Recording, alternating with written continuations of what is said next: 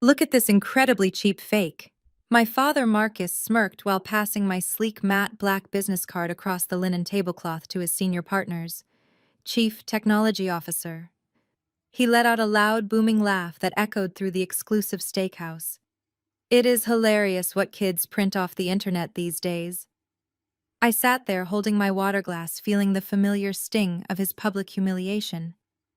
But this time, I did not shrink. This time, I smiled.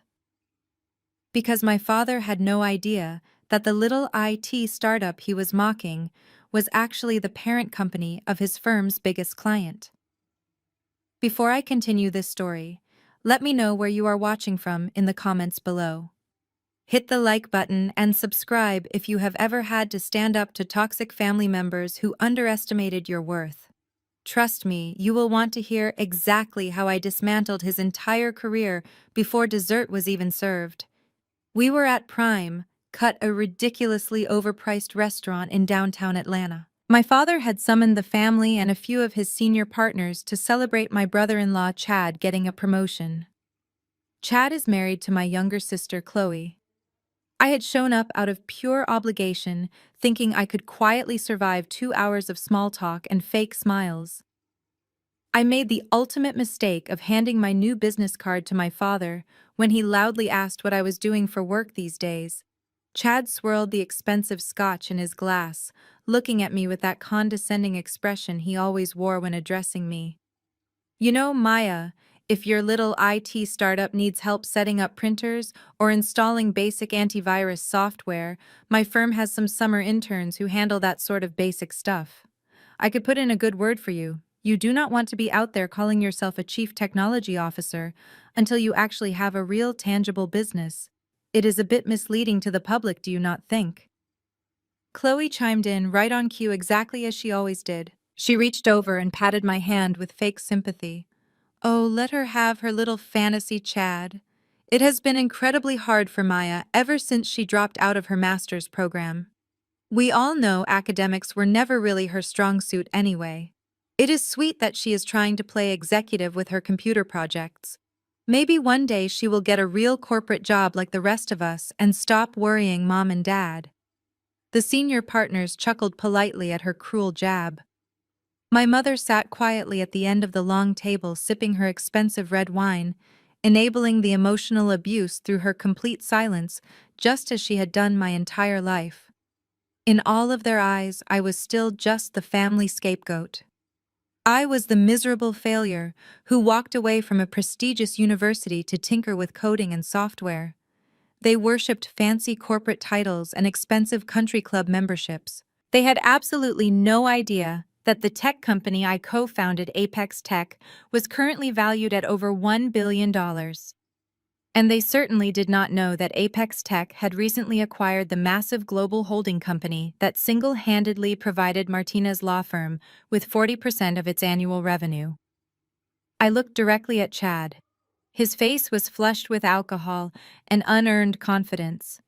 I looked at my younger sister, who was busy adjusting her diamond necklace, a lavish gift bought entirely with my father's money. Finally, I looked at my father. He was still holding my business card, passing it carelessly between his fingers, like a piece of worthless trash. He tossed it back onto the table, right next to my empty plate. "Playtime is over, Maya," he said in his deep, authoritative courtroom voice. "Stop embarrassing this family with these fake fabricated titles and go find a stable job that pays the bills." I did not cry. I did not raise my voice or try to explain my complex algorithms or my board of directors. I simply reached into my designer purse and pulled out a crisp $50 bill. I placed it neatly under my water glass to cover the cost of my salad and my drink. Then I stood up slowly, smoothing the front of my tailored custom suit. "Leaving so soon?" Chad mocked, feigning deep disappointment. "We have not even ordered the steaks yet." I looked down at him and offered a sweet, entirely empty smile. "Enjoy the meal," I said, keeping my voice perfectly level and calm. "It might be your last one on the firm's dime." My father rolled his eyes, dismissing me completely as I turned and walked away. The sharp sound of my heels clicked against the polished hardwood floor of the restaurant. I did not look back even once. I stepped out into the cool evening air and walked calmly toward the valet stand. The valet brought around my car a brand new luxury sedan that cost more than Chad's entire annual salary. I slid into the driver's seat, closing the heavy door, shutting out the noise of the city. I pulled out my phone and opened my encrypted work email. I composed a new message to my lead corporate attorney. The subject line read, Martinez Law Firm. The body of the email contained only 2 sentences. Drop Martinez Law Firm immediately. Terminate all retainers and cancel their building access by morning. I hit send. I put the car in drive and pulled out of the parking lot. I knew that in exactly 15 minutes my father's phone would start ringing frantically. His managing partner would be calling to scream that their biggest client had just walked away. And my father would have absolutely no idea that his failure of a daughter was the exact person holding the scissors. I drove through the city streets, letting the quiet hum of the engine calm my nerves. The neon lights reflected off the polished hood of my car, creating a stark contrast to the dark, heavy atmosphere I had just left behind inside that restaurant. For 3 long years, Martinez Law Firm had been collecting massive retainer fees from a corporate entity called Vanguard Solutions. Vanguard Solutions was just a shell limited liability company. It was a perfectly legal corporate umbrella created specifically to handle the less glamorous administrative contracts and property acquisitions for my actual enterprise, Apex Tech. My father was a senior partner at that firm, but he never bothered to look past the corporate veil. He never looked at the names on the parent company documents. He never realized that the checks funding his lavish lifestyle, his expensive country club memberships, and Chad's completely unearned promotion were signed by the very daughter he loved to humiliate in public. My phone buzzed against the leather center console. It was an incoming call from David, my lead corporate attorney. I pressed a button on the steering wheel to route the call through the car audio system. "It is done, Maya," David said, his voice tight with professional efficiency. "I just got off the phone with Richard Vance, the managing partner at Martinez Law Firm. I officially informed him that Vanguard Solutions is terminating all active retainers, effective immediately, due to a sudden shift in our corporate security protocols." "How did he take the news?" I asked, keeping my eyes on the road. "He completely lost his mind." David chuckled softly, a sound of pure satisfaction. "You are their biggest whale, Maya. Vanguard accounts for nearly 40% of their annual billable hours." Richard was screaming so loudly I had to hold the receiver away from my ear. He was begging for a grace period, demanding to know if one of his partners had offended us, or if there was a discrepancy in the billing we needed to review. I told him the decision came straight from the top executive board and was entirely non-negotiable. I also instructed him to cease all legal activities on our behalf by midnight. I smiled, gripping the steering wheel. "Thank you, David. Freeze their building access passes by tomorrow morning and route any further communication straight to our litigation department. I do not want anyone from that firm reaching out to our core team." While I was pulling into the secure underground parking garage of my luxury high-rise building, absolute chaos was erupting back at the steakhouse. I would find out the specific details later from a paralegal friend who worked at the firm, but the scene played out exactly as I had predicted. The waiter had just brought out the massive dry-aged steaks and poured a fresh bottle of wine when my father's cell phone began vibrating frantically against the white tablecloth. He ignored the first 2 calls, assuming it was just a junior associate needing permission to leave the office early. But when the caller ID flashed the name of his managing partner for the 3rd time, he finally answered it. According to the grapevine, my father went completely pale. His booming, confident voice vanished instantly. He stood up abruptly, knocking his heavy wooden chair backward, and walked out onto the restaurant patio. Richard Vance tore into him. He demanded to know how the firm had just lost its biggest cash cow in the middle of a Thursday evening. My father, of course, had no answers. He paced back and forth, completely bewildered, stammering about market fluctuations and sudden corporate restructuring. He tried to soothe his furious boss. He insisted it must be a clerical error or a temporary pause in billing. He promised he would get to the bottom of it first thing in the morning and secure the account. He returned to the table a sweaty, nervous wreck. The celebratory mood was instantly dead. Chad, who had just been bragging loudly about his new corner office, suddenly looked terrified. Chloe stopped fussing with her diamond necklace. They boxed up their expensive meals in complete silence. My father was so obsessed with his own panic that the thought never even crossed his mind. He never once connected the exact timing of my departure with the catastrophic phone call he received minutes later. To him, I was still just the college dropout who fixed computers. I was incapable of wielding that kind of corporate power. I slept better that night than I had in years. I woke up the next morning feeling incredibly light and focused.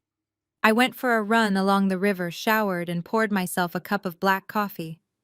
I sat down at my kitchen island and opened my laptop to review the market reports. Apex Tech was up 3 points, and we were preparing to announce a massive new acquisition by the end of the quarter. Life was perfect. Then my personal cell phone rang. It was my mother. I stared at the screen, watching her name flash. I rarely answered her calls because they were usually just thinly veiled attempts to ask for money or to complain about how I never visited the family. But today was different. I let it go to voicemail. 2 minutes later, my phone pinged with a new audio message. I tapped the screen and brought the phone to my ear. My mother's voice filled the quiet kitchen. She was not using her usual passive-aggressive tone. She was crying. It was a frantic, hysterical sob that made my stomach tighten on pure instinct. "Maya, you need to call me back right now," she pleaded loudly into the receiver. "Your father is in terrible trouble at work. He lost a massive client last night, and his entire career is in serious jeopardy. We are having a mandatory family dinner this Sunday to discuss how we are going to survive this sudden crisis. Do not be selfish for once in your life. Your family desperately needs your help right now, Maya." The voicemail clicked off, leaving a heavy silence in my apartment. I took a slow sip of my coffee, letting the dark, bitter liquid slide down my throat. I looked out the floor-to-ceiling windows of my penthouse, taking in the sweeping view of the city skyline. They wanted me to come to Sunday dinner. They wanted the family scapegoat to sit at the table and absorb their stress while they scrambled to save a career I had just destroyed. I set my coffee mug down on the marble counter. I had spent my entire life dreading Sunday dinners at that house.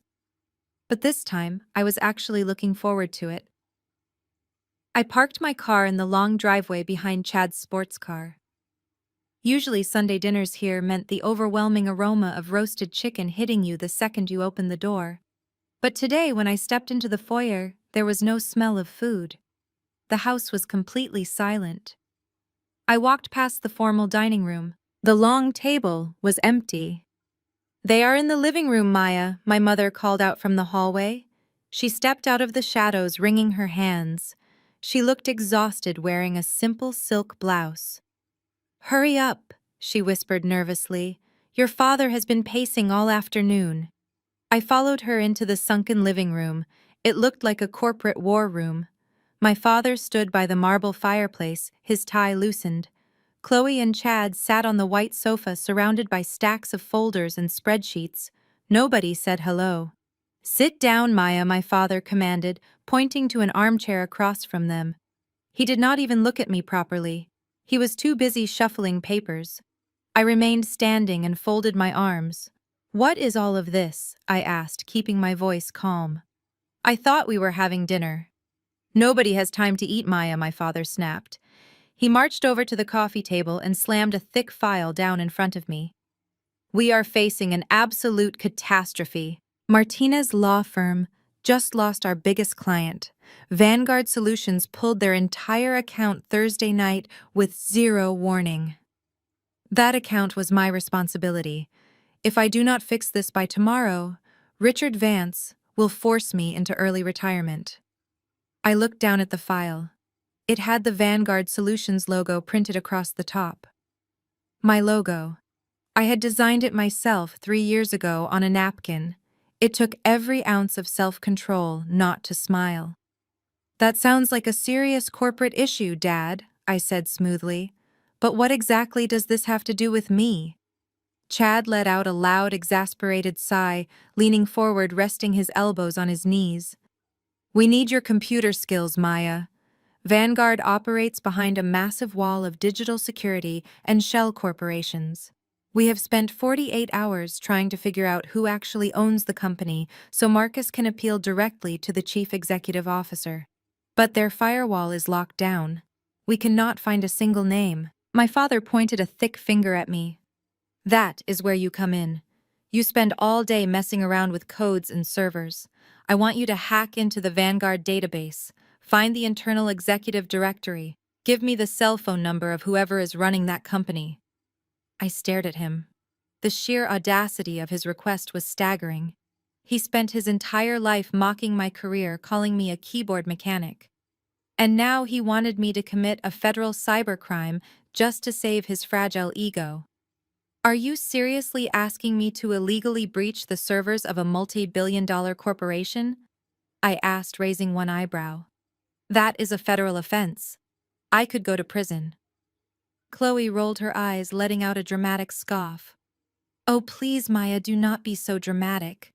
You are making it sound like some big heist. You are just poking around a website. It is not like you are a real tech executive with a reputation to protect. Nobody cares about your little startup. Just type some code and get the names. Dad needs this. I am not doing it, I said firmly. My voice was steady and devoid of emotion. I am not risking my freedom because you lost a client.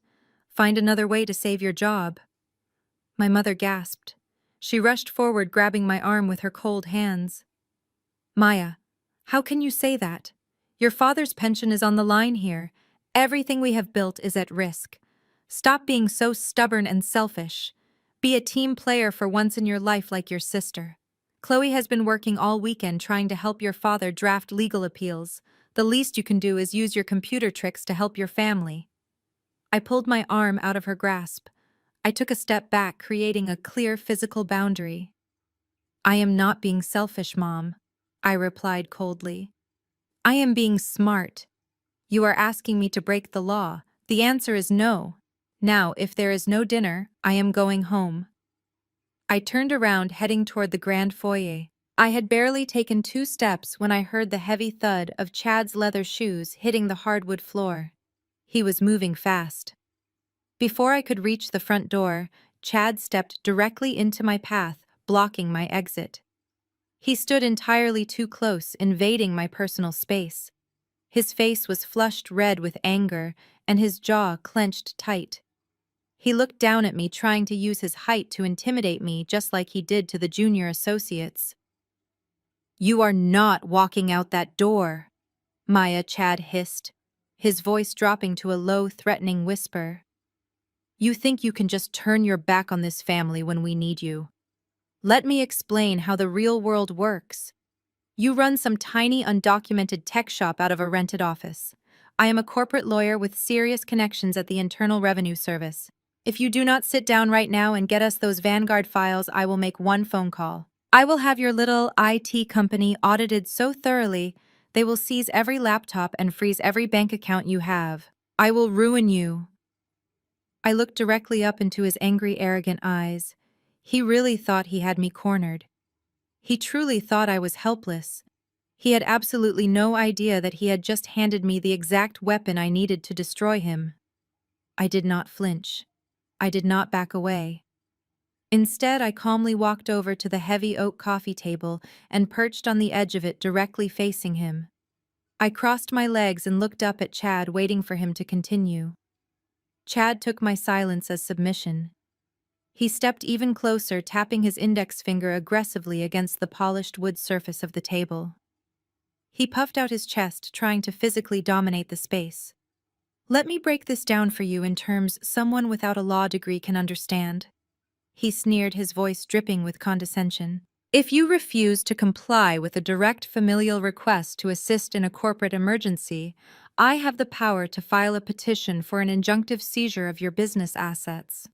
We call it piercing the corporate veil under Federal Statute 404. I know judges, Maya. I play golf with men who can sign a warrant to confiscate every server, every hard drive, and every bank account in your little rented office before you even finish your morning coffee. You are playing with fire, and I will gladly burn your little IT company to the ground. I stared at him for a long moment, letting the sheer stupidity of his words hang in the silent living room. I looked over at my father, who was nodding along in agreement, proudly watching his son-in-law threaten me.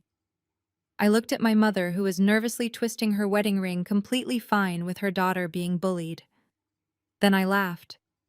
It was not a polite chuckle. It was a genuine deep belly laugh that echoed off the vaulted ceilings of my parents' expensive house. My father slammed his hand against the marble mantel, demanding to know what was so funny. My mother gasped at my blatant disrespect. I stood up slowly, smoothing the invisible crease in my tailored trousers. I am laughing because you are a senior associate at a prestigious corporate law firm, and you just invented a federal statute out of thin air, I replied, my tone shifting from amused to absolute ice. Federal Statute 404 does not exist, Chad. You are loosely describing the Sarbanes-Oxley Act, which has absolutely nothing to do with injunctive seizures of private, unrelated tech businesses. Furthermore, you cannot pierce the corporate veil of a limited liability company unless you can prove the deliberate commingling of personal and business funds or active ongoing fraud, neither of which applies to my company. You are stringing big legal words together to sound intimidating, but to anyone who actually understands corporate law, you sound completely incompetent. Chad blinked, taking a physical step backward. His mouth opened, but no words came out. He was not used to being challenged, let alone publicly educated on the law by a black woman he considered entirely beneath him. He relied on his height, his suits, and his unearned title to bully people into submission. My father looked at Chad, expecting him to fire back with a brilliant legal rebuttal to put me in my place, but Chad just stood there, his face turning a blotchy, uncomfortable shade of crimson. Since we are on the topic of corporate fraud, I continued pacing slowly across the expensive Persian rug. Let us talk about your missing client. Vanguard Solutions is a billion-dollar entity. Companies of that magnitude do not just terminate a contract representing 40% of a law firm's revenue overnight simply because of random market fluctuations or a bad mood. They do it because they run routine internal cybersecurity audits. I stopped pacing and locked eyes directly with Chad. They do it because their proprietary software tracks every single keystroke, every email sent, and every secure server login.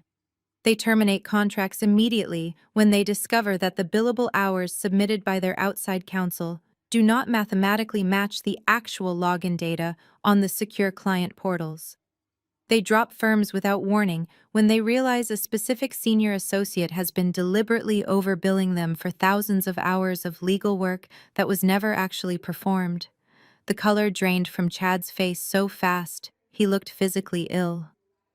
The arrogant, sneering mask vanished completely, replaced by a look of sheer, unadulterated terror. His breathing grew shallow and his eyes darted nervously toward my father, who was still too absorbed in his own impending ruin to notice Chad's sudden physical collapse. Chad knew exactly what he had been doing with those escrow accounts. He knew he had been faking his hours. And suddenly the tech girl he had been mocking all night just handed him his exact method of execution. He swallowed hard, his Adam apple bobbing visibly. "What are you even talking about?" Chloe shrieked, shattering the tense silence in the room. She jumped up from the white sofa and stepped aggressively between me and her husband, throwing her arms out to shield him. She glared at me with pure venomous hatred. "How dare you come into our parents' house and speak to Chad that way? He is a brilliant attorney. He has 2 degrees. You are a college dropout who fixes broken hard drives for a living.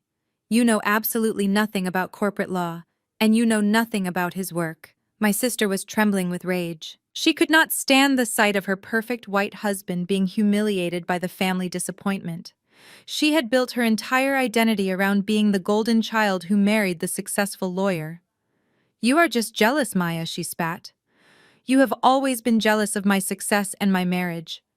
You are making up ridiculous conspiracy theories to deflect from the fact that you are too stupid and too stubborn to help your own father save his job." She pointed a perfectly manicured finger inches from my face, her voice dropping to a vicious whisper.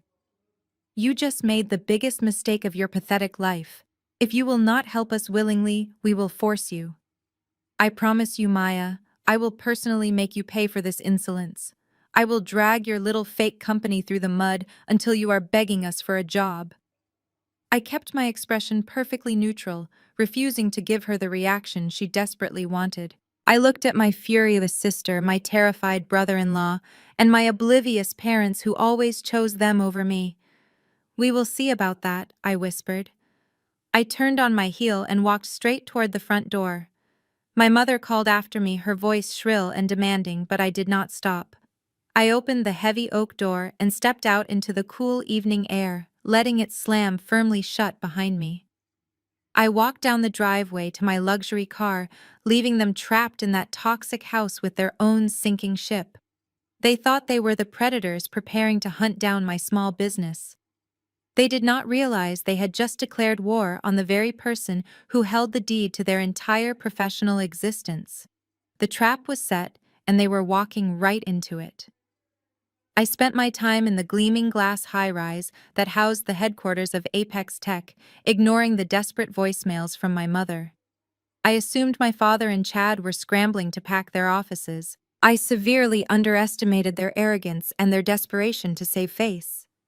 On Wednesday afternoon, my assistant buzzed my intercom to let me know a courier was at the front desk, insisting on a personal delivery. I walked out to the reception area, where a bored man in a cheap suit handed me a manila envelope. You have been served, he mumbled before getting back onto the elevator. I carried the envelope back into my corner office, shutting the heavy glass door. I sat down and pulled out the legal documents. My father and Chad had actually done it. They filed a formal lawsuit against my original limited liability company, the one I started in my 20s before Apex Tech existed. The charge was breach of contract and tortious interference. It was a completely frivolous lawsuit, a desperate bullying tactic designed to terrify me into submission. They demanded I pay Martinez law firm $500,000 in damages for allegedly manipulating Vanguard Solutions into dropping their contract. They still had no idea that I owned Vanguard. They simply assumed I had hacked into their system and sabotaged their relationship with the client out of spite. They thought they could use the legal system to crush my tiny IT shop and force me to apologize. As I read through the fabricated claims, my personal cell phone began vibrating off the desk. It was a coordinated attack. My father had deployed the rest of the family to wage a psychological war against me. My mother had activated the entire network of aunts, uncles, and cousins. I watched the names flash across the screen. Aunt Shirley, Uncle Robert, Cousin Denise. I let them all go to voicemail, but my inbox quickly filled. I leaned back and played the first message on speakerphone. It was Aunt Shirley, her voice trembling with manufactured outrage. Maya, I cannot believe what I am hearing, she scolded sharply. Your mother is sick with worry. How could you let a proud, successful black man like your father face financial ruin? He worked his entire life to provide for you, to put a roof over your head, and this is how you repay him. You refuse to help him when he needs it most, and now you are forcing him to take you to court. You are an absolute disgrace to this family. You need to drop your stubborn pride, call your father, beg for his forgiveness, and fix this mess. I deleted the message. The next one was from Uncle Robert, echoing the exact same toxic rhetoric. They weaponized family loyalty, demanding absolute obedience to the patriarch, regardless of how abusive he was. In their eyes, a daughter was supposed to sacrifice herself to protect the image of the men in the family. All that mattered was maintaining the illusion of a perfect family. I turned off my phone and tossed it into my drawer. I was done listening to their guilt trips. I picked up the legal documents and walked down the hall to the legal department. I walked straight into the office of David, my lead corporate counsel, and dropped the lawsuit onto his pristine glass desk. David picked up the papers, adjusting his glasses. He scanned the first page and let out a sharp bark of laughter. Are they out of their minds? David asked, looking up in disbelief. They are suing a defunct Shell LLC for tortious interference. They have zero proof, and this jurisdiction does not even support half of these claims. This is amateur hour, Maya. A first-year law student could get this dismissed in 10 minutes. I do not want it dismissed, David, I said, leaning my hands against his desk. I want it destroyed. And I want to destroy the men who filed it. I want you to initiate an aggressive internal audit of Martinez law firm. Use the Vanguard contract clause that allows us to review their billing practices for the last 3 years. I want to know exactly what my father and Chad were doing with our money. David smiled a predatory grin. Consider it done, he said, reaching for his phone. I left the legal department and headed back to the technology floor. I pulled my best engineers off their current projects and tasked them with digging into the encrypted data files we had legally retrieved from Martinez law firm. If Chad thought he could threaten me with an audit, he was about to learn what a real audit looked like. I spent the next 4 hours in a marathon strategy meeting putting my family drama out of my mind. I had a billion-dollar company to run. But right as the meeting was wrapping up, the heavy oak door to the boardroom flew open. Julian, my lead data analyst, burst into the room. He did not knock or apologize for interrupting. He was clutching a digital tablet so tightly his knuckles were turning white. His eyes were wide and he looked completely out of breath. Maya, he said, ignoring the other executives in the room, you need to come with me right now. I just cracked the encryption on the Martinez law firm escrow accounts.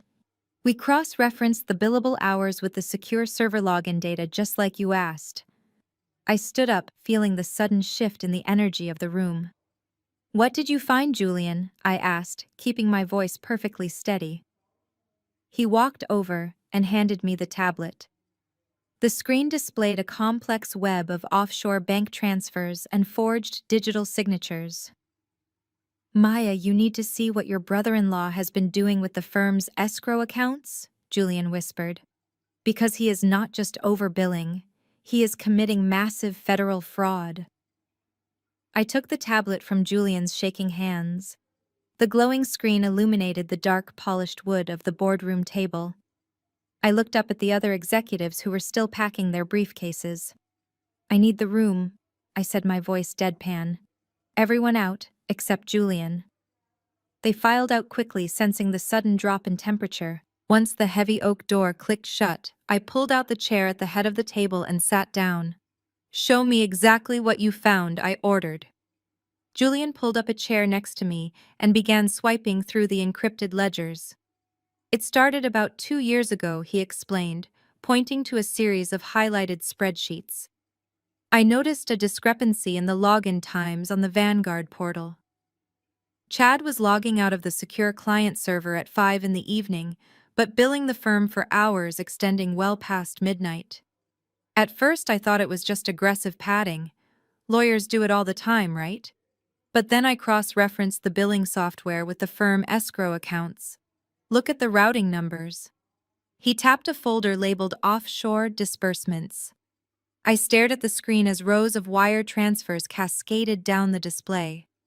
Chad had created a phantom vendor account buried deep within the Martinez law firm accounting system. He was siphoning the inflated billable hours, transferring the excess cash out of the escrow accounts and funneling it directly into a shell corporation registered in the Cayman Islands.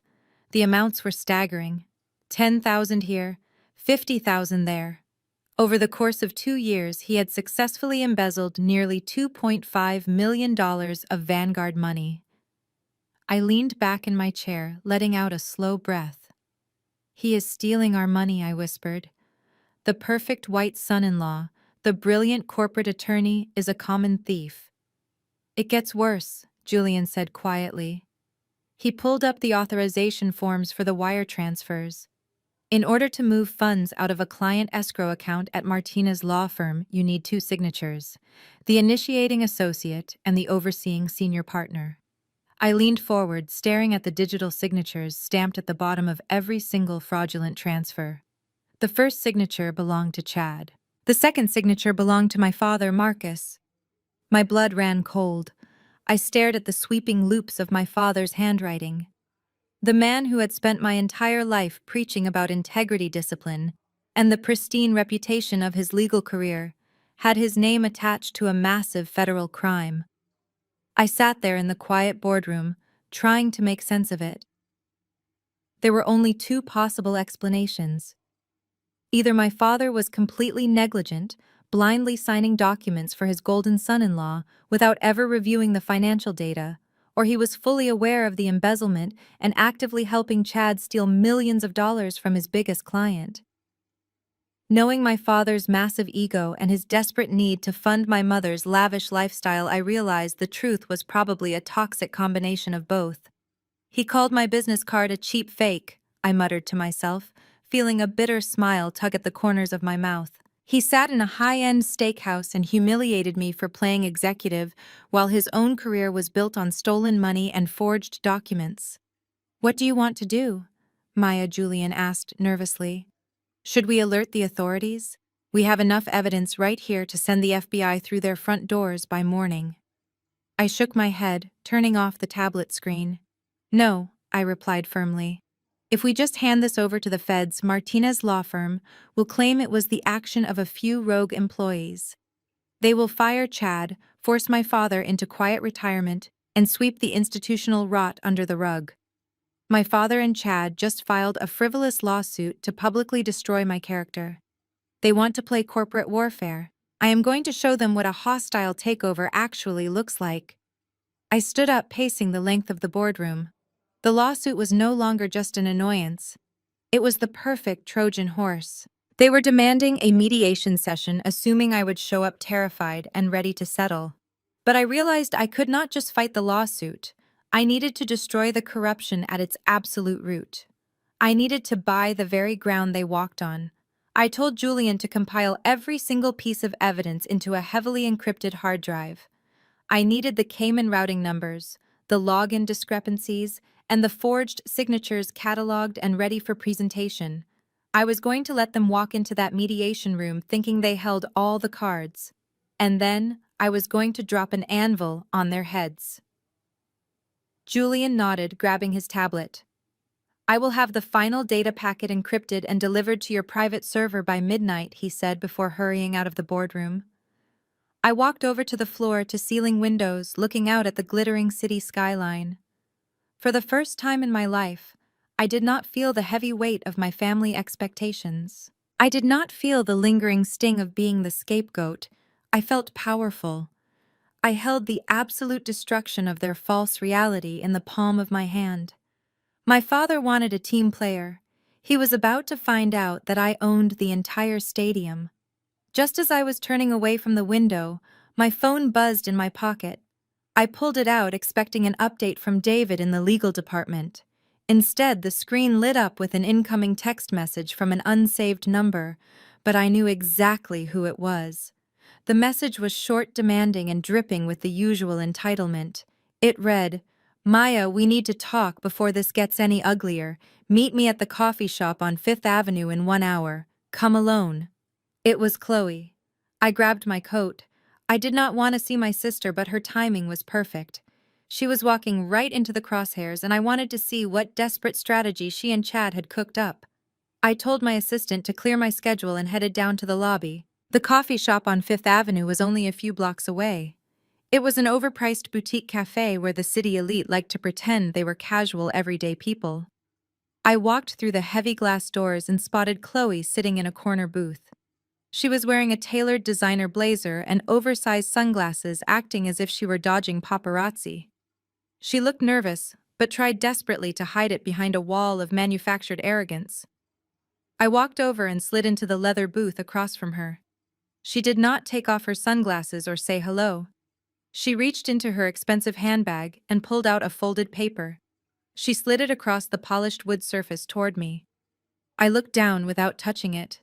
It was a cashier's check made out to me for $15,000. Next to the check, she placed a thick stack of stapled documents. The bold letters clearly labeled it as a non-disclosure agreement. I looked up, waiting for the inevitable pitch. I wanted to hear how she planned to insult my intelligence today. Take the money, Maya, she said, keeping her voice tight. It is more than your computer repair shop makes in a month. All you have to do is sign that paperwork. It states your LLC accidentally triggered a massive data breach on the Martinez law firm's servers, causing the accounting discrepancies. You will publicly take the blame for the missing funds and state it was a software glitch. Chad will swoop in as the hero who discovered the glitch and saved the firm. The lawsuit gets dropped immediately, and everybody walks away fine. Your name gets bruised, but you get 15 grand. I stared at her in sheer disbelief. She was asking me to admit to corporate incompetence to cover up her husband's federal crimes. You cannot be serious, Chloe, I replied, keeping my voice steady. You want me to destroy my professional reputation to save a thief? She scoffed, waving her manicured hand dismissively. Oh, please, Maya, do not be so dramatic. What reputation are you talking about? I am the lawyer, Maya. I have an actual reputation to uphold. I am on the board of 3 charities, and my husband is about to make senior partner. You fix computers. You run a tiny startup nobody has ever heard of. No one cares if your name gets a little muddy. You can just start a new LLC. People expect tech companies to have bugs and glitches. A financial scandal like this would destroy Chad's career and ruin my social standing. You are single and have no legacy to protect. She leaned forward, resting her elbows on the table. We are family, Maya. You owe us this. You have been a disappointment to our parents your entire life. This is your chance to finally do something useful. Take the money. Buy yourself new servers or whatever you geeks play with. Sign the paper and let us get back to our lives. She looked so smugly confident that I would just roll over and accept her scraps. She truly believed $15,000 was a life-changing amount of money for me. She had no idea she was sitting across from a billionaire who could buy the entire building. I did not argue with her. I did not try to explain that $15,000 was what my company spent on break room snacks every week. Instead, I reached out and picked up the cashier's check. I held it between my fingers, looking at the neatly printed numbers. Then I slowly, deliberately ripped the check perfectly in half. Chloe gasped, her jaw dropping open in shock as I tore the pieces again. I placed the torn confetti back onto the table. Then I picked up her meticulously drafted non-disclosure agreement and dropped it straight into the half-empty cup of black coffee sitting between us. The thick paper soaked up the dark liquid, instantly ruining the document. Are you insane? Chloe shrieked, her voice cracking. People at neighboring tables turned to look, but I did not care. I leaned across the table, closing the distance between us. Let me make this very clear for you, Chloe. I whispered, my voice cold and hard. I know exactly what Chad has been doing with those escrow accounts. I know about the offshore transfers to the Cayman Islands. I know about the forged signatures. Your husband is not a hero discovering a glitch. He is a criminal who embezzled $2.5 million. And you are an absolute fool if you think a $15,000 bribe stops a federal investigation. Chloe turned ashen. The smug entitlement vanished from her face, replaced by sheer panic. You do not know what you are talking about, she stammered, gripping the edge of the table. You are just making things up because you are jealous. No, Chloe. I am telling you the absolute truth, I replied, standing up and looking down at her. So you need to go home right now and tell your perfect white husband to pack a bag. Federal prison does not allow designer suits. And tell my father he might want to pack one too. Chloe completely lost her mind. She grabbed her large plastic cup of iced latte and hurled it directly at me. The cold brown liquid splashed across my silk blouse, soaking the expensive fabric. I will ruin you, Maya, she screamed, her face contorted with pure rage. I will make sure you never work in this city again. I calmly wiped my face and dialed Victor. Let us buy a law firm. Victor was my chief financial officer, and he never questioned my directives. When I told him to pull the full financial profiles on Global Holdings, he had the data on my desk before I even returned to the office. Global Holdings was a massive international conglomerate. They were the parent entity that owned the premium commercial real estate where Martinez law firm was located. More importantly, they held the master contracts for all the subsidiary legal networks operating under that corporate umbrella. They were the ultimate puppeteers, and my father was just a tiny, clueless puppet dancing happily on their strings. I scheduled an emergency executive meeting with Harrison, the chief executive officer of Global Holdings. Harrison was an old-school corporate titan who valued concrete numbers above absolutely everything else. He did not care about petty family drama or trivial office politics. He cared about maximizing profit margins, securing market dominance, and eliminating operational inefficiencies. That made him the absolute perfect target for my strategy. Early the next morning, I walked into the Global Holdings headquarters. The building was a towering monolith of sleek glass and dark steel dominating the city financial district. I rode the private VIP elevator up to the top floor and stepped into a sprawling executive suite overlooking the harbor. Harrison was waiting for me at a massive mahogany conference table. He was flanked by his top 3 financial advisors. They looked at me with a mixture of intense curiosity and professional respect.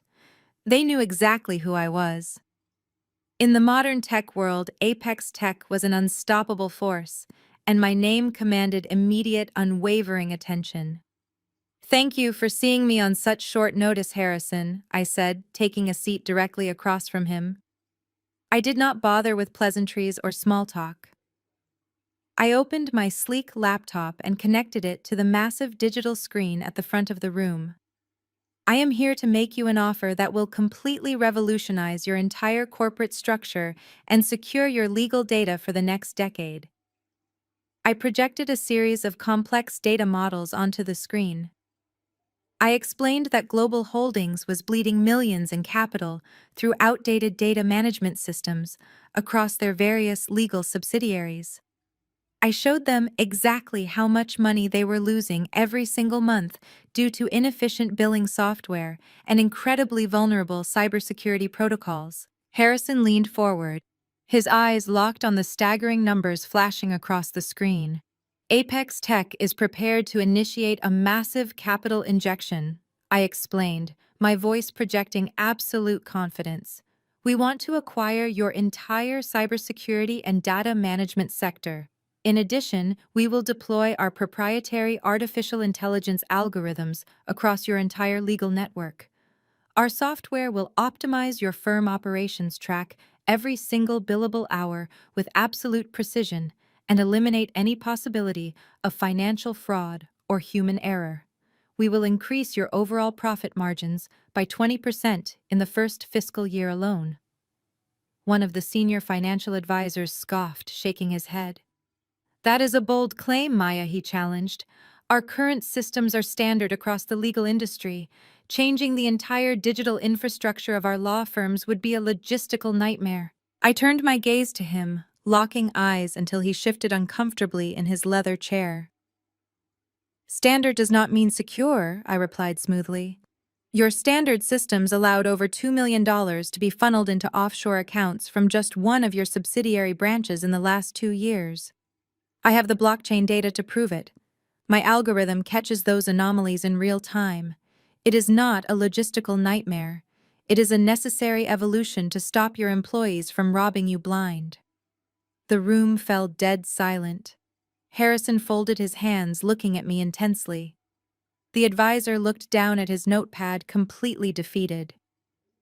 "That is an incredibly aggressive and generous offer," Maya Harrison said, slowly digesting the magnitude of my proposal. "But Apex Tech does not just hand out billion-dollar algorithms out of the goodness of their hearts. What exactly do you want in return for this technological overhaul?" "I want full controlling interest over your legal subsidiaries," I stated flatly, refusing to blink. "That includes the physical real estate assets and the absolute operational oversight of Martinez Law Firm. I want the authority to restructure their executive board, to audit their accounts, and to terminate any personnel without requiring board approval from Global Holdings." Harrison raised an eyebrow. He was a brilliant man, and he likely sensed that there was a deeply personal motive hidden beneath this sudden corporate acquisition. But the raw numbers I presented were simply too lucrative to ignore. The digital optimization of their massive legal network would save his company tens of millions of dollars. Giving me absolute control over one specific law firm branch was a minuscule price to pay for the technological superiority Apex Tech was offering. "You drive a very hard bargain," Maya Harrison said, a slow, calculating smile spreading across his face. "But the data simply does not lie. If you can deliver the optimization you just promised, Martinez law firm is yours to do with as you please." We spent the next 6 hours locked in that boardroom drafting the massive acquisition paperwork. My elite legal team worked alongside his corporate lawyers, ironing out every specific operational detail. I made absolutely sure that the acquisition remained strictly confidential until the end of the current quarter. I did not want my father or Chad getting any advance warning about the shift in power. They needed to walk into that mediation room completely blind and utterly defenseless. By late afternoon, the final massive contracts were printed and signed.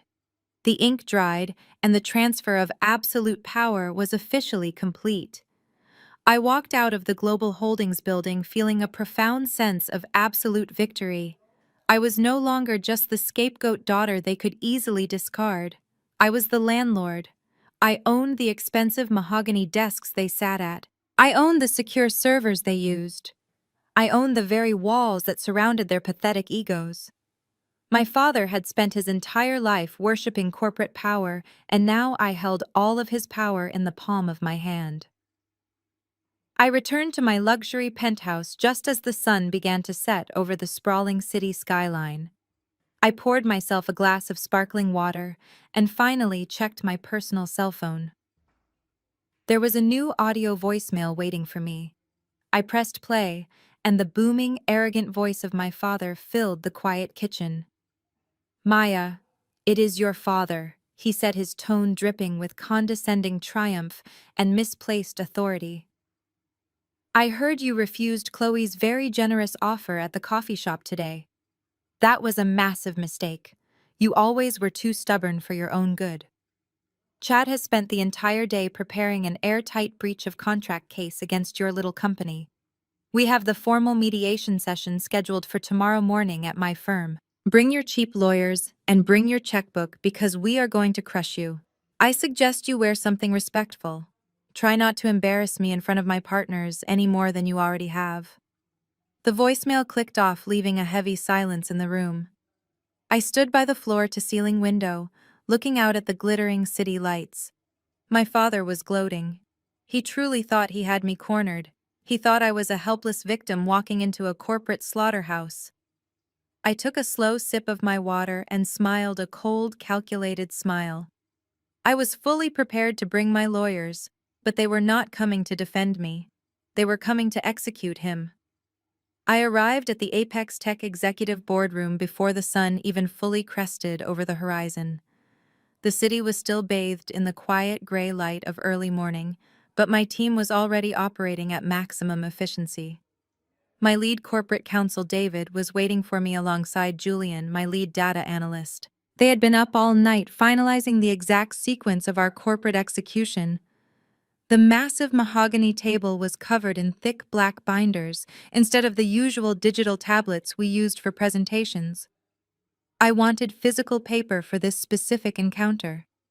I wanted my father and Chad to feel the actual physical weight of their own destruction in their hands. David slid the first heavy binder across the polished table toward me. "This is the official letter of acquisition," he stated, his voice crisp and strictly professional. "It includes the signed authorization from Harrison, detailing your full controlling interest over Global Holdings, and by direct extension, Martinez Law Firm." I opened the binder and reviewed the immaculate legal jargon printed on the heavy ivory paper. It was absolutely bulletproof. Julian pushed the second binder forward. "This one is the kill shot, Maya," he said, tapping the thick leather cover with his index finger.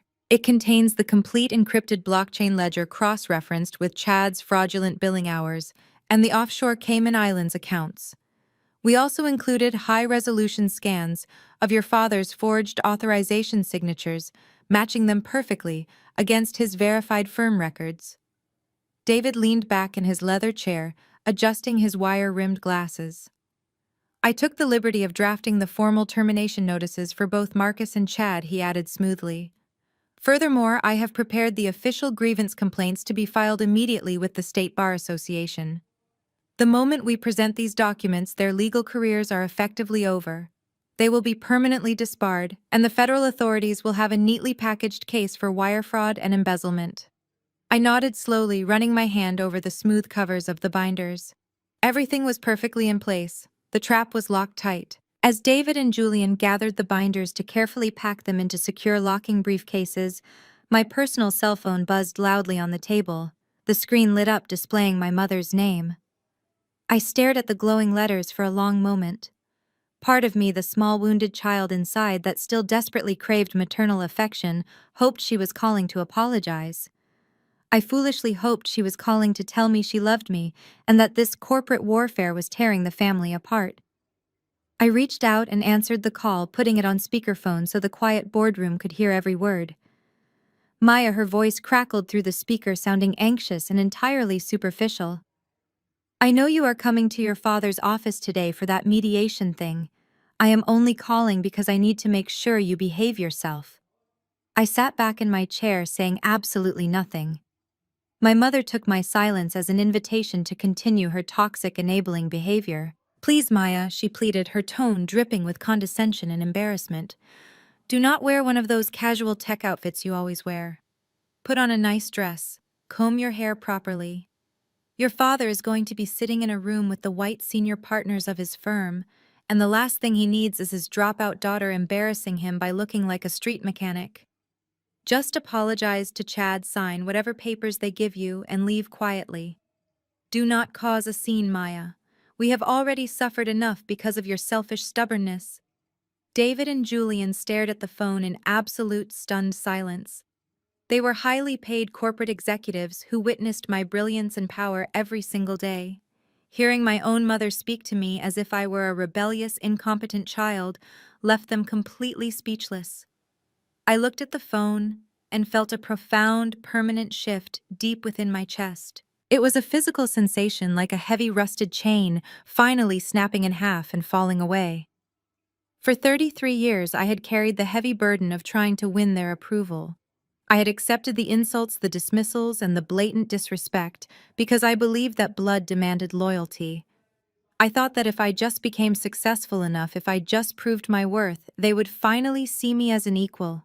But hearing my mother prioritize the fragile ego of her corrupt husband and the comfort of his racist white partners over her own innocent daughter finally cured me. The last remaining spark of hope I held for my family was permanently extinguished right there in the boardroom. The warm, beating heart of a devoted daughter turned completely to ice. I did not feel sad. I did not feel angry. I felt incredibly light and dangerously focused. I was completely free from their emotional manipulation. I hear you, Mom, I said, my voice devoid of any warmth or emotion. I promise you, I will wear something very respectful. I reached forward and ended the call. I turned off the phone entirely and slid it across the table. I looked at David, who was watching me with a mixture of deep sympathy and intense respect. Let us go, I commanded, standing up from the table. It is time to mediate. I took the private elevator down to the secure parking garage and drove straight back to my penthouse. I walked into my expansive walk-in closet and bypassed the casual slacks and silk blouses I usually wore to the office. Today required actual armor. I reached all the way to the back and pulled out a custom-tailored power suit. It was a flawless, deep charcoal gray with razor-sharp lapels and a structured silhouette that demanded absolute authority. It cost over $5,000, and I had never worn it before. I paired it with a crisp white silk shirt and a pair of black stiletto heels that echoed like gunshots against the hardwood floor. I pulled my hair back into a tight, sleek bun, leaving nothing out of place. I looked in the full-length mirror. The woman staring back at me was no longer the family scapegoat. She was a titan of industry about to burn an empire to the ground. I grabbed my designer handbag, stepped out of my luxury penthouse, and headed out the door ready for war. I pulled into the VIP garage of Martinez law firm. The attendant quickly scrambled to open my door, taking my keys with a respectful nod. I walked across the polished marble floor of the expansive lobby, my heels clicking with a rhythmic purpose. The morning sun poured through the massive atrium windows, casting long shadows across the lobby floor. I approached the reception desk, where a young woman with a tight blonde bun looked up from her computer monitor. She looked me up and down, taking in my presence, but clearly missing the authority in my posture. "Can I help you?" she asked, her voice dripping with practiced corporate politeness. "I am here for a mediation session in the main boardroom," I replied, keeping my expression perfectly neutral. "My name is Maya." The receptionist tapped her keyboard a few times and let out a small dismissive sigh.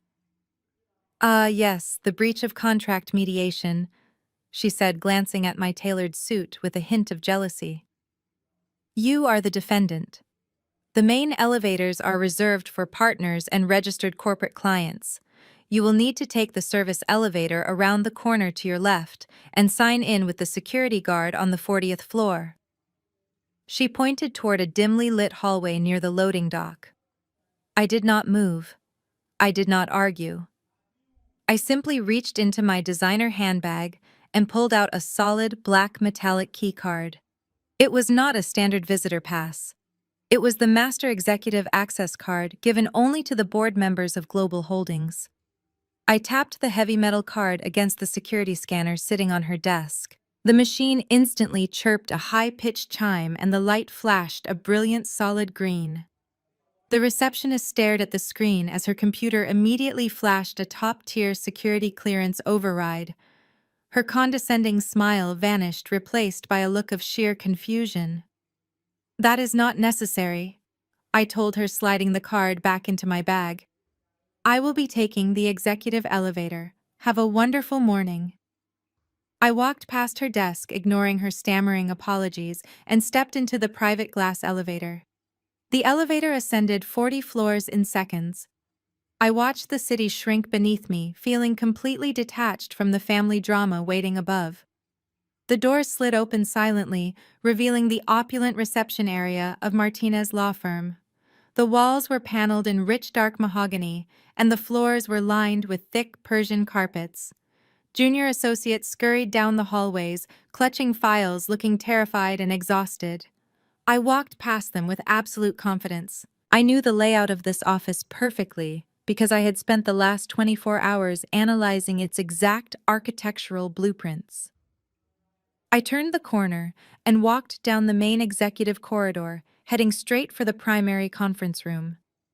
It was a massive corner room enclosed entirely in thick soundproof glass. Through the clear walls, I could see them waiting for me. My father Marcus sat near the middle of the long table, his suit jacket unbuttoned, looking incredibly smug. Chad was seated next to him, aggressively sorting through a massive stack of printed documents, clearly intending to use the sheer volume of paper to intimidate me. Chloe sat on the other side of Chad, filing her nails, acting as though she was completely bored by the impending destruction of her sister's life. They were laughing about something. My father slapped Chad on the shoulder, projecting the image of a proud patriarch admiring his brilliant son-in-law. They thought this was going to be a quick and effortless victory. They thought they were the apex predators waiting for a wounded lamb to wander into their trap. I pushed open the heavy glass door. The quiet hum of the climate control system was instantly replaced by the thick, heavy tension radiating from my family. The laughter died the moment I stepped into the room. Chloe stopped filing her nails and looked up, her eyes scanning my custom $5,000 suit. I could see the immediate flash of envy and confusion cross her face. She had expected me to show up in a cheap sweater, looking defeated and desperate. Chad puffed out his chest and forcefully tapped his massive stack of papers against the mahogany table, aligning the edges with exaggerated aggression. "Glad you could finally make it, Maya," Chad sneered. his voice dripping with condescension. "Have a seat right there so we can get this over with quickly. I have a very busy afternoon scheduled." He pointed his silver pen toward a small, uncomfortable wooden chair positioned alone on the far side of the table.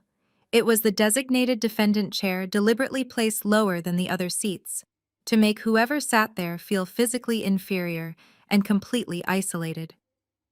My father leaned back in his plush leather chair, crossing his arms over his chest. He looked at me with absolute disdain. "Let us skip the dramatic apologies, Maya," he commanded, his voice echoing loudly in the quiet room. "You are going to sign the settlement agreement Chad drafted. You are going to admit fault for the software failure, and you are going to liquidate your assets to compensate this firm for the damages you caused." I did not walk toward the small wooden defendant chair. I ignored my father's demands and walked past them, my heels echoing against the hardwood floor. I moved directly to the head of the massive mahogany table. I placed my designer handbag down and pulled out the oversized high-back leather chair positioned at the very end. It was the seat strictly reserved for the managing partner of the firm. I sat down and crossed my legs smoothly. My father shot up out of his seat and slammed his heavy hand hard onto the table. "Get out of that chair!" he roared, his face turning bright red with fury. "You are here to surrender, you arrogant little dropout." I did not flinch when his voice echoed against the thick glass walls. I simply leaned back into the plush leather of the managing partner's chair, resting my hands on the polished armrests. "I am perfectly comfortable right here, Dad," I replied, my voice low and completely devoid of emotion. "If you want to start this mediation, you can present your terms to me from exactly where you are sitting." My father stood there for a moment, his chest heaving with indignation. He looked as if he wanted to physically drag me out of the seat, but the formal setting of the glass boardroom held him back. He shot a look at Chad, silently commanding his son-in-law to take control of the situation and put me in my place. Chad enthusiastically accepted the unspoken order. He stood up, puffing out his chest, and snapped his expensive leather briefcase open. He began pulling out thick stacks of paper, aggressively slapping them onto the mahogany table. "Let us get right down to business," Chad said, adopting his most condescending courtroom voice. He paced slowly behind his chair, deliberately trying to look like a seasoned trial lawyer, preparing to destroy a hostile witness. "You have committed tortious interference with a primary corporate contract. By manipulating Vanguard Solutions into terminating their retainers, you have caused Martinez law firm millions of dollars in projected revenue loss.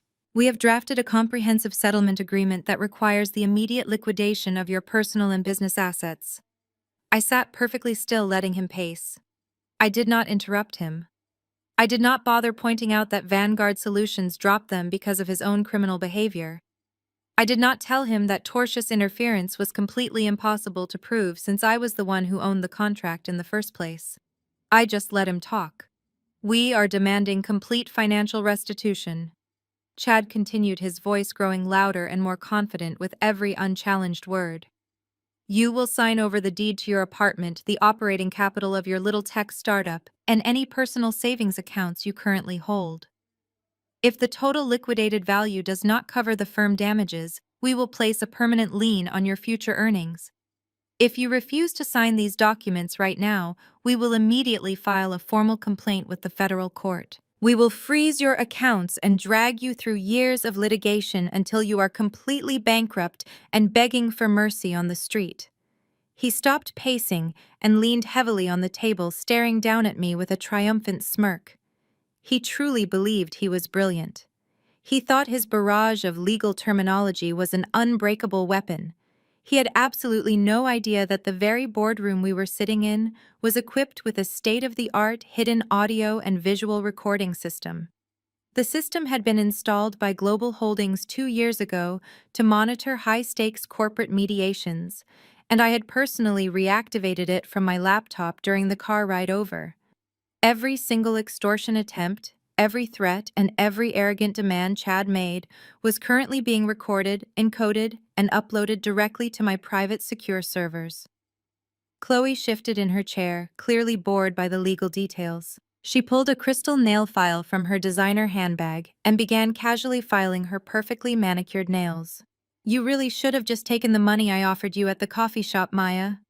She sighed without bothering to look up from her hands. $15,000 was a very generous gift considering the absolute mess you caused for our family. But you just had to be stubborn. You always have to try and prove you are smarter than everyone else. Now look at you. You are going to lose your little computer business and end up with absolutely nothing. You brought this entirely on yourself by refusing to be a team player. I looked at my sister listening to the rhythmic scratching of her nail file. I watched her dismiss my entire life of hard work as a temporary inconvenience to her luxury lifestyle. I looked at Chad, who was sliding a silver pen across the table, demanding my immediate signature on his fabricated documents. Finally, I looked at my father. He was watching me with a cold, satisfied expression, entirely pleased with the prospect of his oldest daughter being financially ruined as long as it protected his fragile reputation and kept his pension intact. I glanced down at the sleek gold watch on my wrist. I had decided before I walked into this building to give them exactly 15 minutes to dig their own graves. I wanted the digital recording to capture the full, unadulterated extent of their arrogance and their malicious intent. I wanted the authorities to hear exactly how this family operated behind closed doors. I thought about all the holidays I had spent sitting quietly while they mocked my career choices. I thought about the endless comparisons to Chloe, the golden child who could do no wrong. I thought about the way my father had proudly paraded Chad around the country club, boasting about his brilliant legal mind while completely ignoring my massive achievements in the tech industry. All of those painful memories fueled my patience. I sat there watching them perform their pathetic little play, knowing that I was the director, the producer, and the sole owner of the entire theater. For 14 long minutes, I sat in absolute silence. I let them threaten me. I let them insult my intelligence. I let them paint a vivid picture of the poverty and public humiliation they planned to inflict upon me. Chad grew increasingly agitated by my silence, mistaking my calm demeanor for shock and submission. He began tapping his fingers aggressively against the table, demanding verbal confirmation that I understood the severity of my situation. "Sign the paper," Maya, my father finally barked, losing his patience with the theatrics. "Stop wasting our valuable time and sign the damn settlement agreement so we can clean up your mess." I looked back down at my watch. The minute hand clicked precisely into place. The 15 minutes were officially up. They had provided more than enough recorded evidence to guarantee criminal convictions for extortion and blackmail, on top of the federal wire fraud they had already committed. The grave was officially dug, and it was finally time to push them in. "I am not signing anything," I said, my voice slicing through the heavy tension in the room like a physical blade. I slowly picked up the silver pen Chad had provided and twirled it effortlessly between my fingers. "In fact, I am not here to mediate a single thing with any of you." Chad let out a loud, dramatic groan, throwing his hands up in the air in pure exasperation. "Are you completely delusional, Maya?" He shouted, his face turning a blotchy shade of red. "Do you not understand what is happening here? You do not have a choice in this matter. We hold all the power. We own this room. We own this firm. We own you." Before the echo of his arrogant words could even fade from the room, the heavy glass door of the boardroom swung violently open. The sudden movement caught all of us by surprise. My father turned his head, expecting to see a junior associate delivering coffee or maybe a paralegal dropping off extra copies of the settlement documents. But it was not a junior associate. It was Richard Vance, the managing partner of Martinez law firm. He stood in the doorway, breathing heavily, as if he had just sprinted down the entire length of the executive corridor. His usually immaculate tailored suit was severely rumpled, his tie was crooked, and his face was entirely drained of color. He stood frozen, holding the handle of the glass door, his eyes wide and frantic. He looked absolutely terrified. Richard Vance stood completely frozen, holding the heavy metal handle of the glass door. His eyes darted around the room before finally locking onto me, sitting at the head of the massive mahogany table. My father Marcus immediately snapped out of his blind rage. The moment he saw his managing partner enter the room, his entire demeanor completely shifted. The aggressive, dominating patriarch vanished and was instantly replaced by the subservient corporate employee, desperate to impress his boss. My father quickly buttoned his suit jacket, smoothed his silk tie, and marched toward the door with a wide, practiced smile plastered across his face. "Richard, it is great that you could drop in," my father said, extending his hand for a firm greeting. "You do not need to worry about the Vanguard Solutions situation anymore. Chad and I have everything completely under control. We are just wrapping up the final details of this nuisance lawsuit." The defendant was just about to sign the settlement agreement and hand over her company assets to cover the firm damages. Richard did not take my father's extended hand. He did not even look at him. Richard was breathing heavily, and a thin layer of sweat coated his pale forehead. He walked right past my father, leaving him standing awkwardly near the doorway, with his hands suspended in midair. Richard moved with a frantic, nervous energy that completely shattered the confident, professional atmosphere of the boardroom. He walked directly toward the head of the table, stopping a few feet away from the oversized leather chair I was occupying. Then Richard Vance, the managing partner of one of the most prestigious law firms in the city, did something that made my father physically gasp. Richard lowered his head in a deep, respectful bow. "Ms. Maya," he said, his voice trembling slightly, "I sincerely apologize for the intrusion. We were not informed by the parent company that you would be visiting the building today. If the executive board had notified me of your arrival, I would have personally cleared the lobby and arranged a proper reception for you. I was just on an emergency conference call with Harrison from Global Holdings, and he informed me that you were conducting an unscheduled inspection of our facility. Please let me know whatever you need. My entire office is entirely at your disposal." The boardroom fell into absolute dead silence. The heavy, soundproof glass walls seemed to magnify the sheer impossibility of what had just happened. My father stumbled backward, slightly bumping into the edge of the conference table. His brain could not process the image of his incredibly powerful boss bowing to his scapegoat daughter. Chad broke the silence with a loud, obnoxious chuckle. He genuinely thought this was a joke. He assumed Richard was employing some bizarre psychological tactic to mock me before forcing me to sign the legal documents. Chad adjusted his expensive watch and leaned back in his chair, crossing his arms with a smug grin. "That is a good one, Richard, sir." Chad laughed, pointing his silver pen in my direction. "But there is absolutely no need to be polite to this pest. We have her completely cornered. She is a college dropout running a pathetic little basement operation. She was just playing tough, but she knows she is entirely out of her league here. We are handling her right now. We will have her company assets fully liquidated and transferred to our firm escrow accounts by noon." Richard turned his head slowly to look at Chad. The raw terror in his eyes was instantly replaced by a look of sheer, unadulterated disgust. He looked at Chad as if he were staring at a disgusting insect that had crawled onto his immaculate boardroom table. "Shut your mouth, you complete idiot!"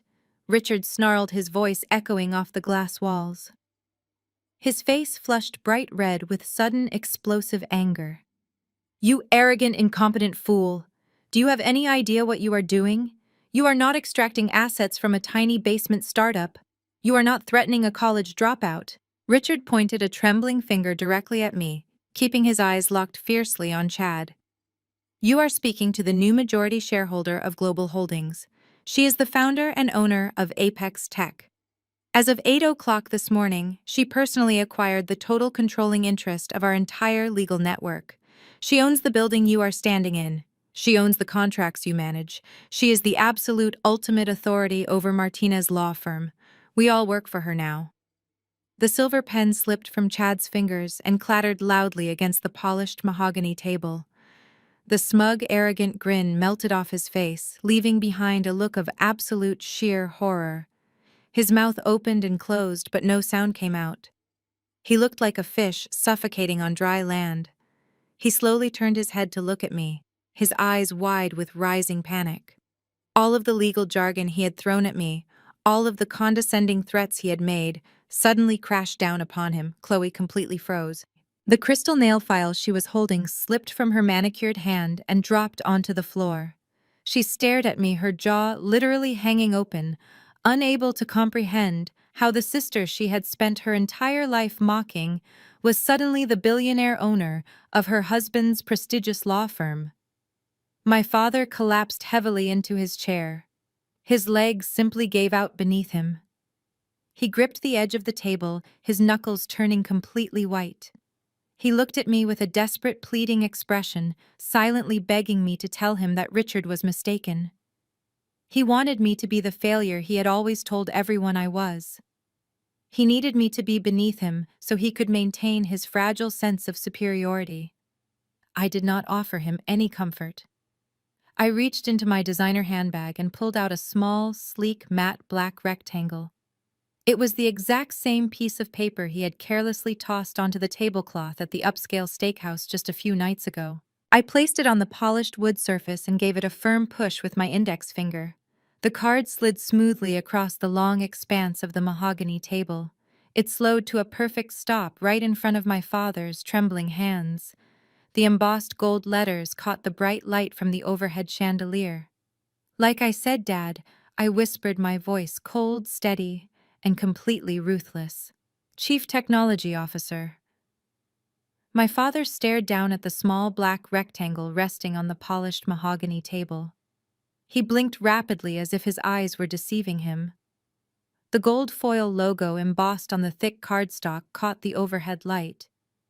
It was the exact same logo he had seen printed on the massive acquisition documents Richard Vance had just rushed in with. It was the insignia of Apex Tech. His jaw physically dropped. All the color drained from his face, leaving him looking pale and old. He reached out with a trembling hand but stopped before his fingers could brush the edge of the card. He looked up at me, and the realization of what he had done finally washed over him. I was the architect of his entire professional reality. The heavy silence in the boardroom was suddenly shattered by the sharp scraping sound of a wooden chair being pushed back violently. Chloe jumped up, her face contorted with a mixture of sheer panic and furious denial. "This is a trick," she screamed, pointing an accusing finger at Richard Vance and then at me. "This is some kind of sick, elaborate prank. You are all lying. There is absolutely no way that she owns anything. She is a college dropout. She fixes broken hard drives in a rented basement. A black woman with no degrees does not just wake up and own a billion-dollar tech empire. You are letting her play you, Richard. She fabricated these documents to make herself look important because she has always been insanely jealous of my perfect life." She was hyperventilating, her designer handbag falling from her shoulder and crashing onto the hardwood floor. She looked desperately toward Chad, expecting him to stand up and use his brilliant legal mind to shut me down. But Chad remained frozen in his seat. He was staring blindly at the dropped silver pen on the table, his breathing shallow and erratic. He knew it was not a trick. He knew the level of security protecting those corporate networks. The only way I could have accessed the offshore accounts and the encrypted billing software was if I had top-tier administrative clearance. Chloe then turned her frantic gaze to our father, but Marcus was just as paralyzed. His eyes darted between my face and the business card. The patriarchal authority he had wielded over me for my entire life had completely evaporated. I did not raise my voice. I did not bother trying to argue with my hysterical sister. Her frantic denial was the pathetic, desperate flailing of someone whose entire identity was built on a false sense of superiority. Instead, I reached into my designer handbag and pulled out my sleek silver tablet. I tapped the screen and entered my master administrative passcode. The boardroom immediately responded to my command. The automatic blinds on the floor-to-ceiling glass windows smoothly lowered, sealing us off from the outside office. The main lights dimmed to a soft ambient glow. With a soft mechanical hum, the massive dual projector screens descended from the ceiling at the far end of the room. The integrated technology of the building was fully under my control, and I was going to display the absolute truth. I swiped my finger across the glass tablet, and the screens flared to life. On the left screen, the official acquisition documents from Global Holdings appeared in crisp, high definition. It displayed the finalized signatures, the exact transfer of executive power, and the official seal designating Apex Tech as the new parent entity of Martinez Law Firm. On the right screen, I projected the corporate organizational chart. Right at the top, sitting directly above Richard Vance, above the board of directors, and above every single senior partner in the building, was my name. Maya, Chief Technology Officer and majority shareholder. The glowing white text illuminated the dark room, casting long shadows across the faces of my family members. They were staring at an indisputable legal reality that shattered their deeply ingrained delusions. Martinez Law Firm had stood in this prestigious city for over 60 years. My father had worshipped its corporate legacy, treating the mahogany walls like a sacred religion. Now I legally owned every brick of his temple. I stood up slowly, picking up my silver tablet, and walked around the massive mahogany table. I paced slowly behind Chad, who flinched, as if I were about to physically strike him. I stopped directly behind my father's leather chair, resting my hand casually on the backrest. Richard Vance remained standing near the door, his head bowed in deference. He understood the new hierarchy perfectly. He knew that one wrong word from him would result in his immediate termination. The room felt incredibly small, and the air grew thick with the suffocating weight of my undeniable authority. I looked at the three of them, the people who had spent my entire life telling me I was worthless, telling me I was a failure, telling me I did not belong. Chloe had finally stopped screaming. She stared up at the massive glowing screens, her chest heaving as she read the legal documents proving her absolute nightmare was completely real. The wealth she had flaunted, the status she had weaponized against me, it was all dependent on the very company I had built from the ground up. I had created the wealth that funded her luxury cars and her diamond necklaces. I had signed the corporate checks that paid for Chad's unearned promotions. I had built the powerful corporate umbrella that shielded my father from the severe consequences of his own rampant incompetence. And now I was folding that umbrella shut. I walked back to the head of the table and stood behind the managing partner's chair. I looked directly into my father's terrified eyes. "I didn't just fire you as a client," I said smoothly.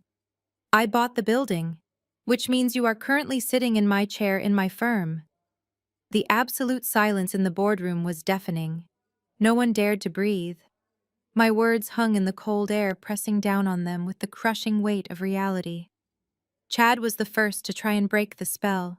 He swallowed hard, his Adam apple bobbing nervously as he desperately tried to cling to the illusion of his legal authority. "Even if you bought the parent company," Maya, he stammered, his voice shaking so badly he could barely form the words. "Even if you own the building, that does not excuse the fact that your subsidiary breached a formal contract. We still have grounds for a lawsuit. You still owe this firm damages for the revenue we lost." He was grasping at straws, completely blind to the fact that I was not there to defend myself against his fabricated lawsuit. I was there to perform a public execution. I did not even bother answering him. I simply looked down at my silver tablet and swiped my finger sharply across the smooth glass screen. The dual projectors overhead whirred softly, and the image on the massive screens instantly changed. The corporate acquisition documents vanished. In their place, a complex web of financial data illuminated the dark boardroom.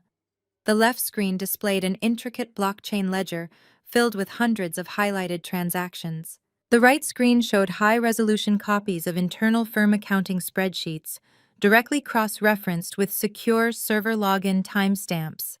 It was a digital map of absolute corruption. "Let us talk about that lost revenue, Chad," I said, my voice projecting clearly across the massive mahogany table. "Let us talk about why Vanguard Solutions abruptly terminated their contract with Martinez Law Firm. Companies do not just walk away from long-term partnerships for no reason. They walk away when their internal cybersecurity algorithms detect massive ongoing financial discrepancies."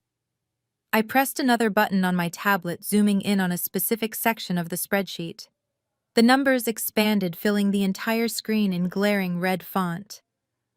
For the past 2 years, Chad, you have been systematically logging out of the Vanguard Secure Client portal at 5 o'clock in the evening. Yet somehow you have been billing the client for legal research and document review, extending well past midnight every single night, including weekends and federal holidays.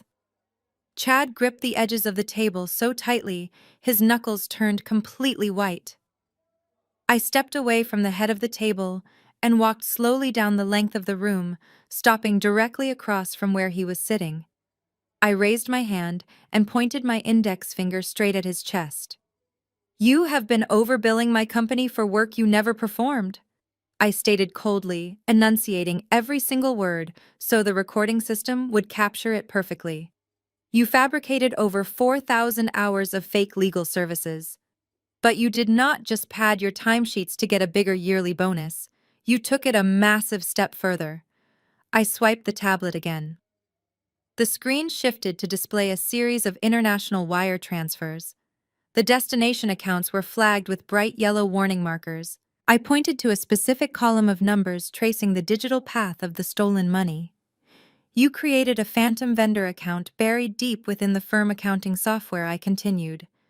"You siphoned the excess cash generated by your inflated hours, and you wired exactly $2.5 million out of the firm escrow accounts directly into a shell corporation registered in the Cayman Islands. I have the exact internet protocol addresses used to initiate those transfers. They perfectly match the computer sitting on your desk right down the hall. That is not a simple billing error, Chad. That is textbook federal wire fraud. It is embezzlement. It is grand larceny, and it carries a mandatory federal prison sentence." The last shred of Chad's arrogant facade completely disintegrated. The color drained from his face, leaving him looking like a sick, terrified ghost. Sweat began to bead heavily on his forehead, reflecting the bright light of the projector screens.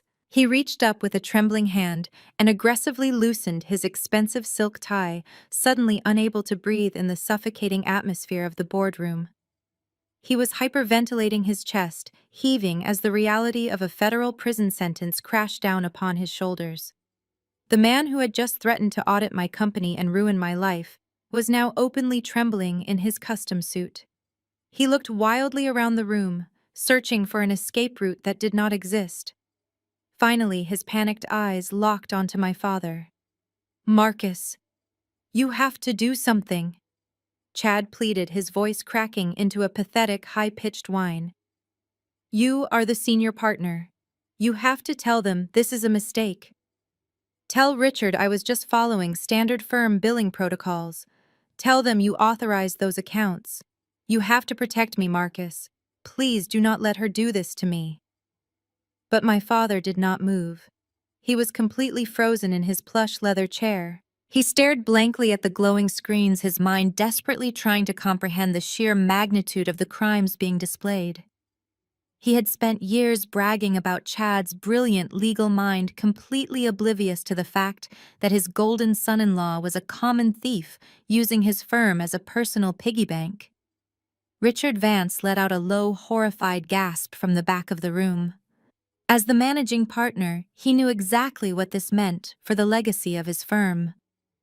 If the federal authorities discovered that a senior associate had been actively embezzling millions of dollars from their largest corporate client, the resulting scandal would destroy their reputation overnight. They would lose every major client on their roster. The firm would face massive federal fines and potential dissolution. Richard looked at Chad with a mixture of absolute hatred and pure terror. "You stupid, arrogant boy," Richard hissed, taking a threatening step toward the table. "You have destroyed this entire firm. You have ruined all of us. I will personally see to it that you never practice law again. I will hand you over to the federal authorities myself." Chad shrank back into his chair, tears welling up in his terrified eyes. He turned his desperate gaze back to my father, begging for him to intervene, begging for him to use his patriarchal authority to stop the nightmare. "Please, Marcus." Chad whimpered, his voice echoing pathetically against the glass walls. You have to fix this. You are my family. I watched my father slowly turn his head to look at the weeping, pathetic man he had chosen over me for his entire life.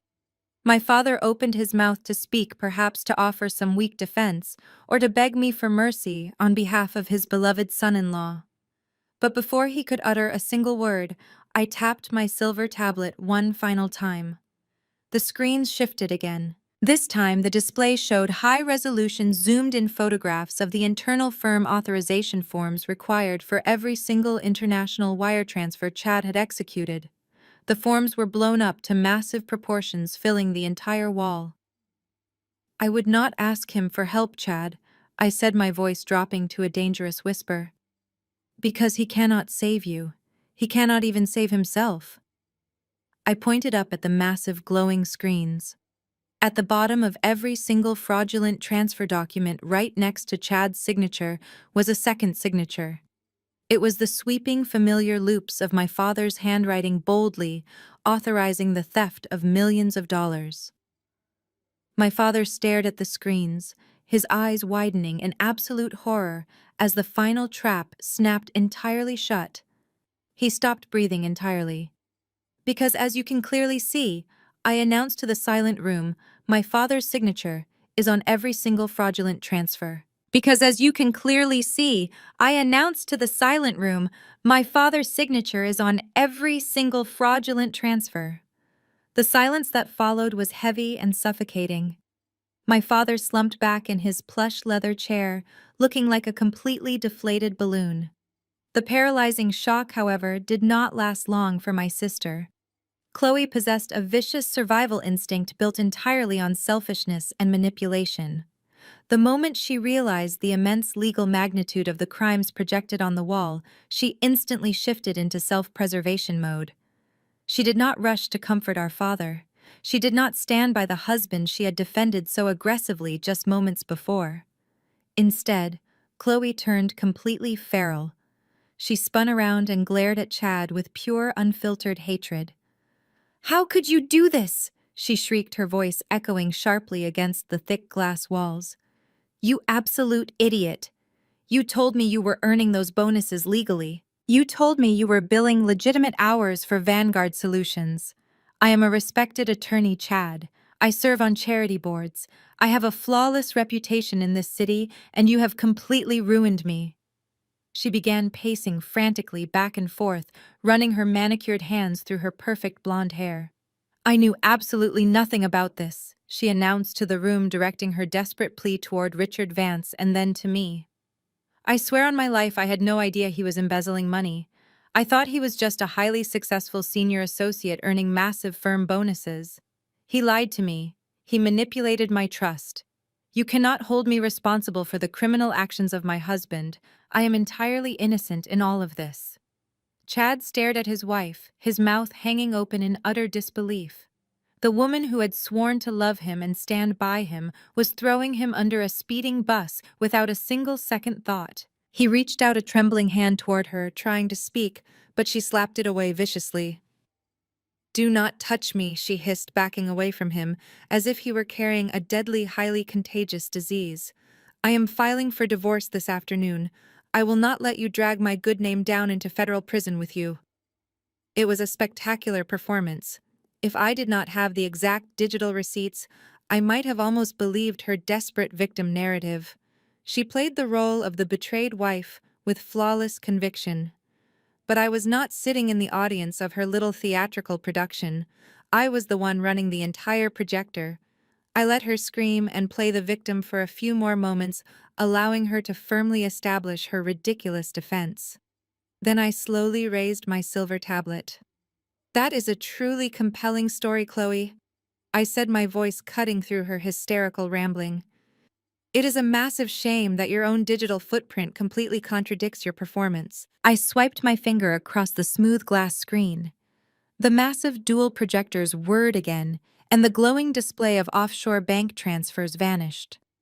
In their place, a massive high-resolution screenshot of a private text message thread illuminated the dark boardroom. The messages were dated exactly 3 months ago.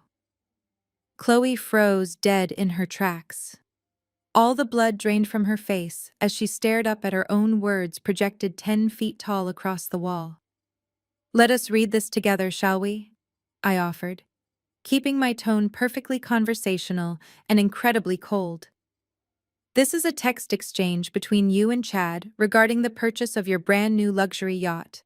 Chad writes that he is worried about a sudden financial audit and suggests delaying the boat purchase. And here is your direct response, Chloe." I pointed to the massive green text bubble on the right side of the screen. "You wrote, 'Do not be a coward, Chad. The Vanguard money is completely untraceable. Marcus already signed off on the Cayman transfer. Just move the bonus money to the Shell account and buy the boat before summer starts. Nobody is going to audit us." The boardroom was dead silent once again. Richard Vance let out a heavy sigh, shaking his head in absolute disgust. My father closed his eyes, unable to look at the massive glowing proof of his daughter's deep involvement in a massive criminal conspiracy. "You did not just know about the embezzled money, Chloe," I stated, stepping away from the head of the table and walking slowly toward her. "You actively encouraged it. You advised him on exactly how to hide the stolen funds. You used the stolen Vanguard money to fund your lavish lifestyle, and you openly acknowledged that our father was helping you cover it up. That makes you a direct accomplice to federal wire fraud and international money laundering. You are not a victim, Chloe. You are a co-conspirator. And as a practicing attorney, your active participation in this fraud guarantees you will be permanently disbarred alongside your husband." The absolute reality of her situation finally shattered the last remaining pieces of her golden child facade. The arrogant, entitled woman who had thrown a cup of iced coffee at me just 24 hours prior completely ceased to exist.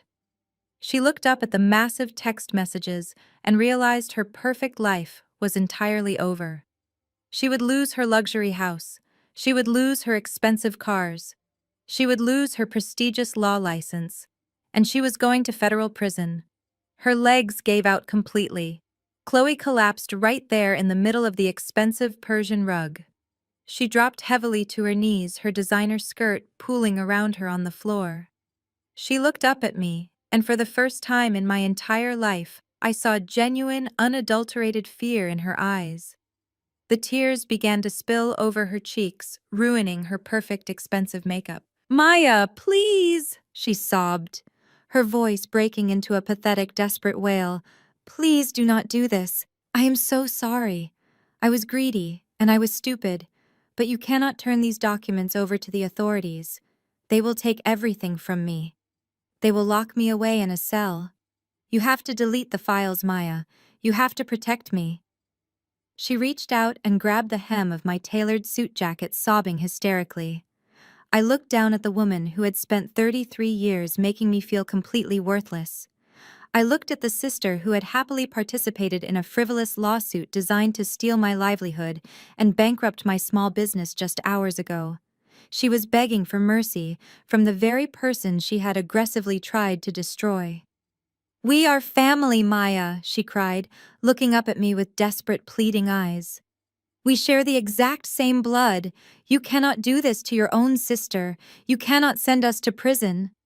Please, Maya, I am begging you." I stood perfectly still, letting her pathetic tears soak into the expensive fabric of my suit. I did not feel a single ounce of pity. The little girl who used to desperately want her sister's approval had died a long time ago. I reached down and firmly peeled her manicured fingers off my jacket. I stepped back, creating a clear physical boundary between my absolute success and her absolute ruin. I looked down into her terrified, sobbing face. "Family does not send family fake lawsuits to steal their livelihood," I said, my voice devoid of any warmth. "Family does not send family fake lawsuits to steal their livelihood," I said, my voice devoid of any warmth. I turned my back on my weeping sister, leaving her kneeling on the expensive Persian rug in her ruined designer clothes. Her pathetic sobs echoed through the large boardroom, but I tuned them out entirely. I walked back toward the head of the mahogany table where my father and Chad remained paralyzed by their impending doom. Richard Vance had watched the entire exchange with a grim, stoic expression.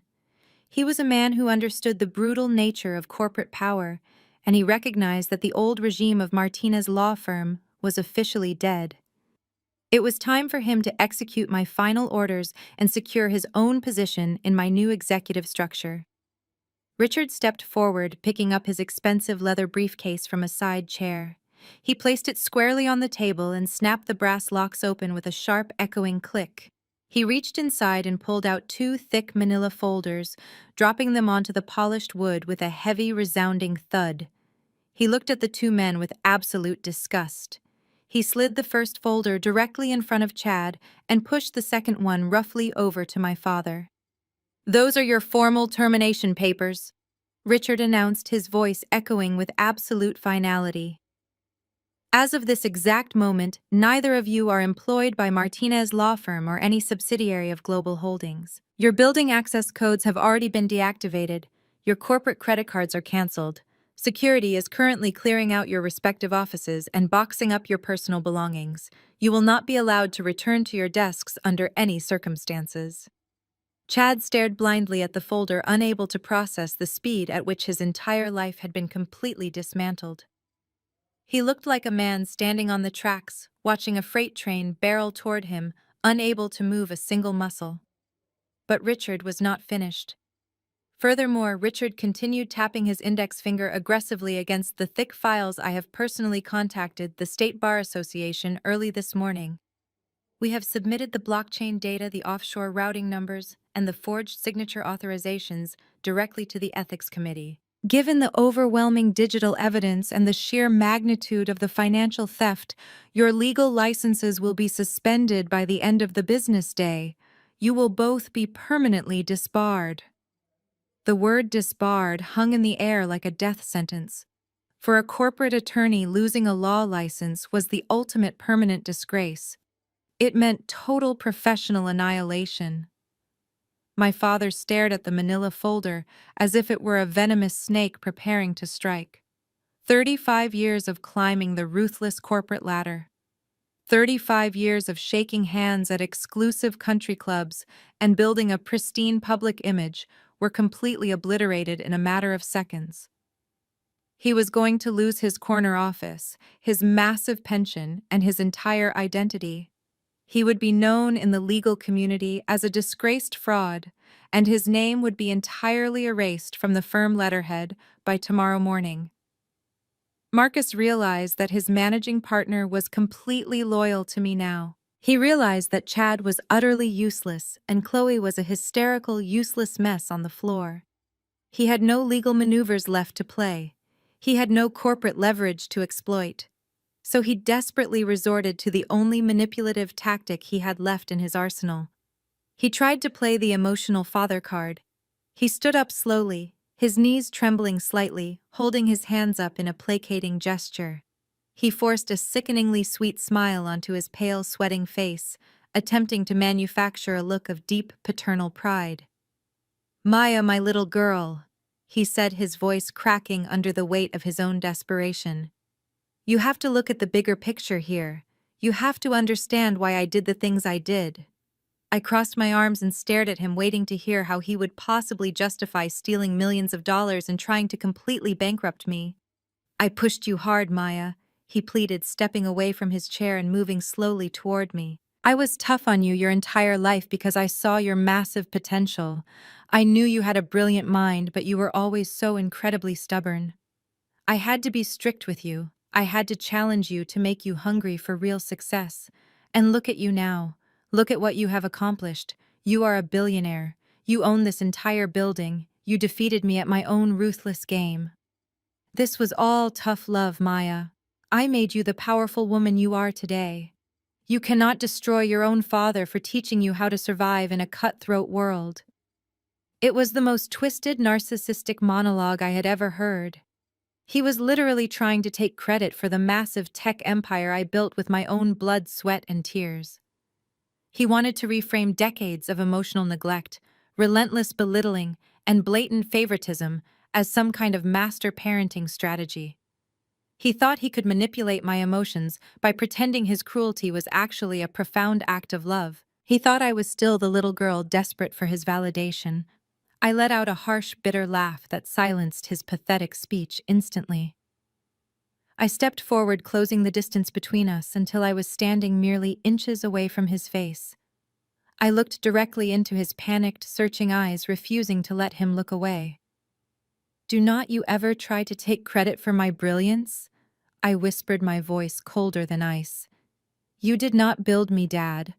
I built myself in spite of you. I succeeded because I wanted to get as far away from your toxic shadow as humanly possible." I pointed to the massive glowing screens projecting the irrefutable evidence of his massive criminal conspiracy. "You did not steal millions of dollars to teach me a lesson." I continued, my voice rising in volume and intensity. "You did not file a fake lawsuit against my company to make me stronger. You did it because you are a greedy, pathetic man who worshipped a son-in-law simply because he was white and held a fancy law degree. You enabled abuse. You humiliated me in public. You stood by and watched your family tear me down because it made you feel incredibly powerful." My father flinched, stepping backward as if I had physically struck him across the face. "It was not tough love, Dad," I stated firmly, delivering the final crushing blow to his fragile ego. "It was abuse. It was pure, unadulterated abuse. And you just picked the exact wrong target." My father opened his mouth to argue, to beg, or to make another pathetic excuse, but the words died completely in his throat. He looked at me and finally realized that the obedient, desperate daughter he could easily manipulate was gone forever. I was untouchable. Suddenly, the tense, heavy silence in the boardroom was pierced by a sharp wailing sound, bleeding through the thick, soundproof glass windows. It was faint at first, but it grew rapidly louder and more intense. The distinct, high-pitched shriek of multiple sirens echoed off the surrounding concrete skyscrapers. We all turned our heads toward the floor-to-ceiling windows overlooking the city. Down on the street level several blocks away, but moving incredibly fast, the flashing red and blue lights of federal law enforcement vehicles were tearing through the morning traffic. The convoy of black SUVs was heading directly for the Martinez law firm building. The FBI had arrived for Chad. The heavy glass door of the boardroom swung open. It was not Richard Vance this time.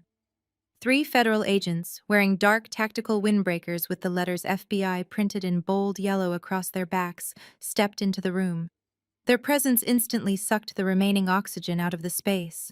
They moved with absolute, terrifying precision. The lead agent, a tall, broad-shouldered man with a stern expression, walked directly toward Chad. He did not ask for permission, and he did not care about the expensive mahogany table or the prestigious reputation of the law firm. He unclipped a pair of heavy steel handcuffs from his tactical belt. "Chad Theodore Miller," the agent said, his voice booming with absolute governmental authority. "You are under arrest for federal wire fraud, embezzlement, and international money laundering. You have the right to remain silent. Anything you say can and will be used against you in a court of law." The reality of the situation finally broke Chad's fragile psychological dam. The arrogant corporate attorney who had strutted into this room demanding my financial ruin completely collapsed. He let out a high-pitched guttural sob that sounded like a wounded animal. "No, no, please, there has been a huge mistake," he wailed, tears streaming down his flushed face. "I am a senior associate. You cannot do this to me. Marcus, tell them. Chloe, do something." He looked desperately at his wife, but Chloe scrambled backward across the Persian rug, pressing her back against the glass wall to get as far away from him as possible. She was not going to let his sinking ship pull her under. He looked at my father, but Marcus was already standing up slowly, his shoulders slumped in absolute defeat. A security guard had just entered the room and handed my father a flattened cardboard box, silently instructing him to begin packing the remnants of his shattered 35-year career. The federal agent grabbed Chad's arm, forcefully hauling him to his feet. Chad resisted, his legs turning to absolute jelly. He cried like a frightened child, snot and tears running down his chin, ruining his expensive silk tie. "Please, I have money, I can pay it back," he begged hysterically, as the agent roughly pulled his arms behind his back. The sharp metallic click of the handcuffs locking into place echoed loudly through the silent boardroom. It was the sound of absolute finality. The golden white son-in-law, the man my family had worshipped as the pinnacle of success, was being dragged out of the room in disgrace, his expensive leather shoes scraping awkwardly against the hardwood floor. Just as the agents were pulling Chad through the doorway, a sudden commotion erupted in the executive hallway. I heard the sharp clicking of heels and a familiar shrill voice screaming at the receptionist. Moments later, my mother burst into the boardroom. She was completely out of breath, her usually perfect hair slightly disheveled. Chloe had obviously texted her in a blind panic the moment the text messages were projected on the wall. My mother stopped dead in her tracks, taking in the absolute catastrophe unfolding in front of her. She watched in sheer horror as federal agents Perp walked her beloved son-in-law out to the elevators. She saw Chloe sitting on the floor, weeping hysterically with her mascara running down her face. Then her eyes landed on my father. Marcus, the proud patriarch, was standing near the mahogany table, silently folding the bottom flaps of a cheap cardboard box, preparing to empty his desk under the watchful eye of a firm security guard. My mother could not process the fact that her husband and her golden child were responsible for their own destruction. Her brain was so heavily conditioned to protect the patriarchal image of the family that she immediately sought out the only person she had ever been allowed to blame. She turned her head, and her furious eyes locked onto me. I was standing near the head of the table, completely untouched by the chaos, radiating absolute calm in my custom-tailored suit. The sight of my unapologetic power pushed her entirely over the edge. "What have you done?" she screamed, her voice tearing through her throat. "You wicked, ungrateful girl! You destroyed this family! You tore us apart because you could not stand to see your sister happy! You are a monster, Maya!" She lunged at me. She crossed the room in 3 rapid strides, raising her right hand high into the air. She fully intended to slap me across the face, just like she had done countless times when I was a teenager, to put me in my place, to silence my voice, and to physically force me back into my role as the family punching bag. But I was not a teenager anymore. I was a titan. As her hand swung down toward my face with all the bitter resentment she carried, I did not flinch. I did not step back. I simply raised my arm and caught her wrist in mid-air. The impact stopped her entirely in her tracks. My grip was like iron, locking her arm firmly in place. My mother gasped, her eyes widening in absolute shock. For the first time in her life, she met a physical and emotional boundary she could not break through. She tried to pull her arm away, but I held onto her wrist, refusing to let her escape the confrontation. I stepped closer, forcing her to look directly into my eyes. "I did not destroy this family, Mom," I said. My voice low, dangerously calm, and completely unwavering. "This family was destroyed the moment you decided to protect an abusive husband and a corrupt son-in-law instead of loving your own daughter." She trembled under my grip, trying to look away, but I tightened my hold slightly, forcing her to face the devastating reality she had ignored for 33 years. "You cannot blame me for the mess they made," I told her, my words slicing through the silent room. "You stood by and watched them mock me. You told me to dress properly today so I would not embarrass my father. You wanted me to sit down, shut up, and let them steal everything I built just so you could keep your expensive house and your country club membership. You enabled their greed. You fed their arrogance. And you sacrificed me on the altar of your own pathetic social status." Tears welled up in my mother's eyes, but they were not tears of sorrow. They were tears of profound, terrifying realization. The delusion she had built her entire life upon was actively crumbling around her. She looked at Marcus, who could not even make eye contact with her. She looked at Chloe, who was still sobbing on the floor, clutching her designer purse like a life raft. "You have spent decades defending toxic men because you were too weak to stand up for yourself," I whispered, leaning in closer so only she could hear the absolute truth. "You taught your daughters that their only value was in serving the egos of the men around them. You let my father belittle my intelligence because it made him feel strong.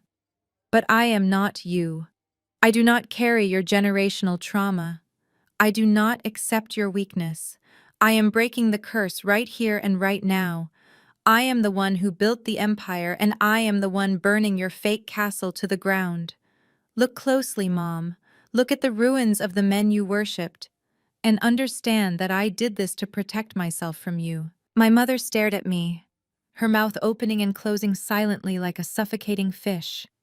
The iron grip I had on her wrist remained steady, refusing to let her pull away from the consequences of her own actions. She had never been forced to look at the ugly truth behind her pristine suburban life.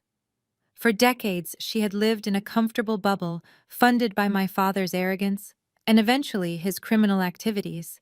She had actively chosen to ignore his cruelty toward me because confronting it would mean risking her lavish lifestyle. Listen to me very carefully, Mom. I continued, lowering my voice so that the absolute finality of my words would cut through the chaotic noise of the boardroom. The FBI is not just taking Chad away in handcuffs. The federal authorities are freezing every single asset connected to Martinez's law firm and the personal accounts of anyone involved in this massive embezzlement scheme. That includes the joint bank accounts you share with Dad. Her eyes widened in fresh horror. She shook her head desperately, trying to deny the inevitable. But Maya, the house? She stammered, her voice barely a whisper. The mortgage, the country club fees, the car payments, the maintenance on the property. We have bills to pay. Gone, I said coldly, releasing her wrist at last. My mother stumbled back a step, rubbing her arm as if my touch had physically burned her. All of it was funded by stolen money. The federal government will seize your sprawling colonial house by the end of the month. They will impound your luxury vehicles. The credit cards you used to buy Chloe's diamond necklaces and your designer clothes will be declined by this afternoon. You have absolutely nothing left in your name. She began to sob again, burying her face in her hands. What am I supposed to do? She wailed, looking around the room for someone to save her. I am a senior citizen, Maya. I cannot live on the street. I have never worked a day in my adult life. You are going to do something you should have done 30 years ago, I replied without a single ounce of sympathy. You are going to get a job. You are going to learn how to support yourself, instead of relying on toxic men who steal from other people. Welcome to the real world, Mom. It is a lot harder when you actually have to earn your keep, instead of just spending the money other people bleed for. I turned my attention to the rest of the room. Chloe was still weeping on the Persian rug, rocking back and forth as her entire identity dissolved into nothingness. My father was standing by the mahogany table, staring blankly into his empty cardboard box. I needed to make my final position incredibly clear so there would be absolutely no misunderstandings moving forward. This is the last time any of you will ever see me or speak to me, I announced, my voice projecting with clear, authoritative command. By the time I reach the ground floor of this building, my phone number will be permanently changed. Your emails are already blocked by my corporate firewall. I have instructed my personal security team and the building management at my penthouse to deny you entry. Chloe looked up, her face streaked with black mascara, her blonde hair tangled and messy. Maya, you cannot just abandon us, she cried out weakly, her voice raspy from screaming. I am not abandoning you, Chloe, I corrected her sharply, looking down at her pathetic form. I am excising a tumor. If any of you try to approach my home, my office, or my person, I will immediately file for restraining orders. I have the best legal team in the state of New York on my personal payroll, and they will not hesitate to drag you into federal court for harassment. Do not test me on this. I will lock you away myself if you try to cross my boundaries. My mother reached out a trembling hand toward me, but she stopped before she could even touch the fabric of my suit. The invisible wall between us was now fully constructed and reinforced with steel. She finally understood that the daughter she had emotionally abused for decades was entirely gone. There was no more guilt left to exploit. I picked up my designer handbag from the head of the boardroom table. I smoothed the lapels of my custom gray power suit, feeling the incredible lightness expanding in my chest. I turned toward the heavy glass door, preparing to leave the absolute wreckage of my former family behind. My father was standing directly in my path. Marcus, the once terrifying patriarch of the family, the senior partner who commanded respect and fear from everyone around him, was now just a broken old man. He was clutching a cheap brown cardboard box against his chest. Inside the box were a few pathetic framed photographs and some expensive silver pens that no longer held any power. He was completely stripped of his dignity, his prestigious title, and his stolen wealth. He looked small, defeated, and incredibly pathetic. He looked at me as I approached his position. His eyes were red and filled with a desperate, unspeakable sorrow. He opened his mouth perhaps to offer a final apology or to beg for a sliver of mercy. He wanted me to acknowledge him, to give him some tiny piece of closure or validation. He needed me to see him as a father one last time. I did not slow my pace. I did not break my stride. I looked straight through him as if he were completely invisible. I walked past him without a single second glance, leaving him standing there holding his box of meaningless trinkets. He was no longer my father. He was just a fired employee vacating my commercial building. I pushed open the heavy glass door and stepped out into the quiet executive hallway. The junior associates and paralegals were standing around in shocked clusters, having witnessed Chad's dramatic arrest just moments before. They quickly parted ways from me, lowering their eyes in absolute respect and fear as the new owner of the company walked past them. I ignored them all, keeping my head held high, my heels clicking rhythmically against the hardwood floor. I reached the end of the corridor and pressed the glowing button for the private executive elevator. The silver doors slid open instantly with a soft mechanical chime. I stepped inside the pristine glass cab and turned around to face the hallway. Through the long corridor, I could see the open door of the boardroom. I could see my mother sobbing against the glass wall. I could see Chloe curled up on the floor, completely ruined. And I could see my father standing exactly where I had left him, staring into his cardboard box, his legacy entirely erased. The elevator doors began to slide shut. I looked at the ruined faces of my abusers, the people who had tried to break my spirit and steal my success. I did not feel angry anymore. I did not feel sad or vindictive. As the heavy doors closed, completely sealing me off from their toxic world forever, I took a deep breath. For the first time in my entire 33 years of life, I felt nothing but absolute perfect peace. 1 month later, the explosive news of the Martinez law firm scandal officially hit the front page of the Wall Street Journal. The massive headline detailed the millions of dollars stolen and the incredible corporate restructuring initiated by Apex Tech. The pristine public image my father had worshipped for 35 years was publicly and permanently shattered.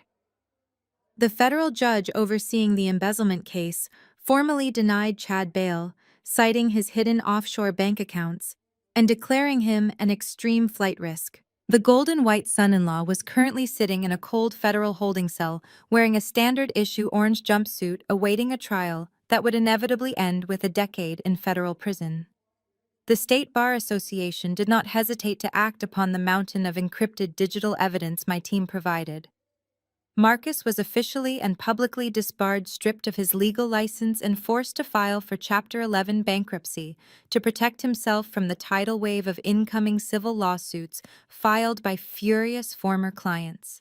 The sprawling colonial house in the affluent suburbs, the very house where I had been endlessly humiliated, was seized by federal authorities just as I predicted.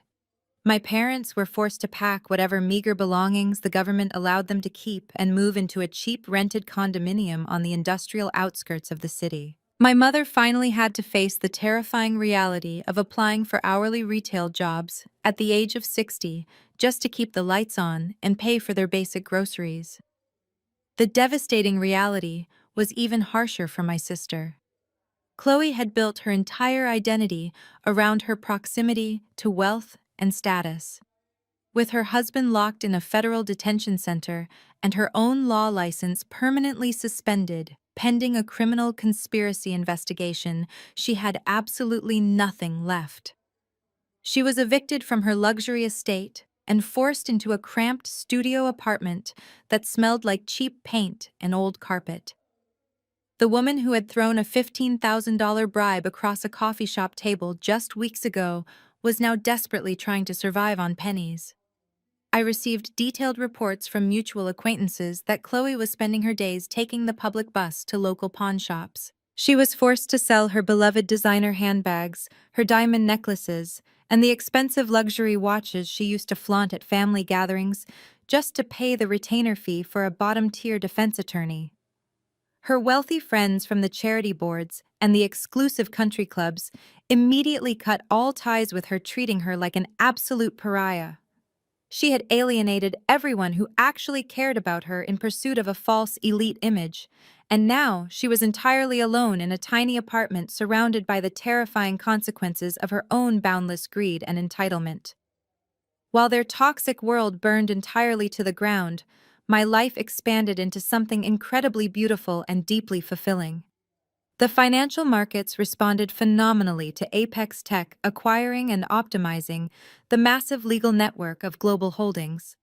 Our company stock skyrocketed, doubling in value within a single week and cementing our status as an unstoppable tech giant. I was featured on the cover of major national business magazines, celebrated as a visionary leader and a fierce protector of corporate integrity. I used a fraction of my new personal wealth to purchase a breathtaking private estate overlooking the ocean. It was a massive modern architectural masterpiece with floor-to-ceiling glass walls and a sprawling manicured garden that stretched out toward the crashing waves.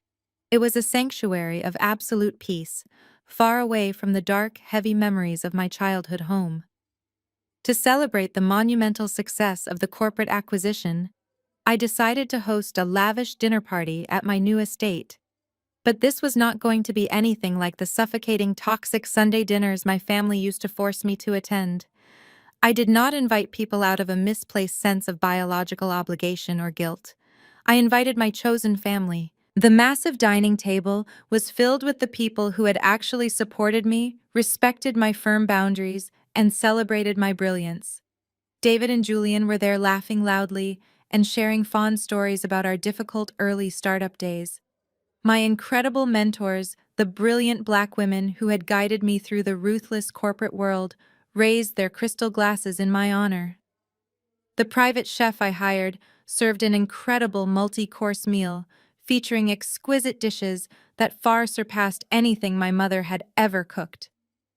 The air was filled with genuine warmth, loud, joyful laughter, and absolute mutual respect. There were no backhanded compliments. There were no cruel jokes disguised as teasing. No one was trying to diminish my accomplishments to make themselves feel bigger. I sat at the head of the table, looking at the beautiful, brilliant people surrounding me, and I realized I had finally found my true family. The next morning, the massive estate was incredibly quiet and peaceful. The professional catering crew had cleaned everything perfectly, leaving the house immaculate before they departed. I walked into my sprawling modern kitchen wearing a comfortable silk robe, listening to the gentle sound of the ocean waves crashing against the shore outside my window. I poured myself a cup of dark, rich coffee from the espresso machine and walked over to the massive marble island where my executive assistant had neatly stacked my personal morning mail. I sifted slowly through the pristine corporate envelopes, the glossy charity gala invitations, and the letters of congratulations from various industry leaders. My hand suddenly stopped when I reached the very bottom of the stack. Resting against the cold, smooth marble was a plain, cheap white envelope. I stared at the familiar sweeping loops of the handwriting, instantly recognizing the distinct penmanship that had arrogantly authorized millions of dollars in stolen funds. It was a handwritten letter from my father sent from the return address of his cheap rented condominium. I slowly set my warm coffee mug down. I stood completely alone in my beautiful sunlit kitchen, staring in absolute silence at the unopened letter from the ruined man whose empire I had completely destroyed. I stood in the sunlight filtering through my kitchen windows, looking down at the cheap white envelope resting on the marble counter. My father's name was scribbled in the top left corner. I knew exactly what was inside that envelope. It would be a carefully constructed masterpiece of manipulation. There would be paragraphs of manufactured guilt, mixed with subtle attempts to shift the blame onto Chad. He would probably talk about how much he sacrificed for me when I was a child, hoping to trigger some deep-seated sense of biological debt. He would ask for forgiveness, but what he really wanted was access. He wanted a financial lifeline. He wanted me to rescue him from the catastrophic consequences of his own arrogance. For 33 years, I would have torn that envelope open with trembling hands, desperate to find even a single sentence of genuine love or validation. I would have read it over and over again, trying to decode the toxic breadcrumbs he left behind. But today I felt absolutely nothing. The little girl who needed her father's approval was completely gone, and the woman who stood in her place had absolutely no use for his empty words. I picked up the envelope. It felt incredibly light in my hands. I did not break the seal. I did not even hold it up to the light to try and glimpse the words inside.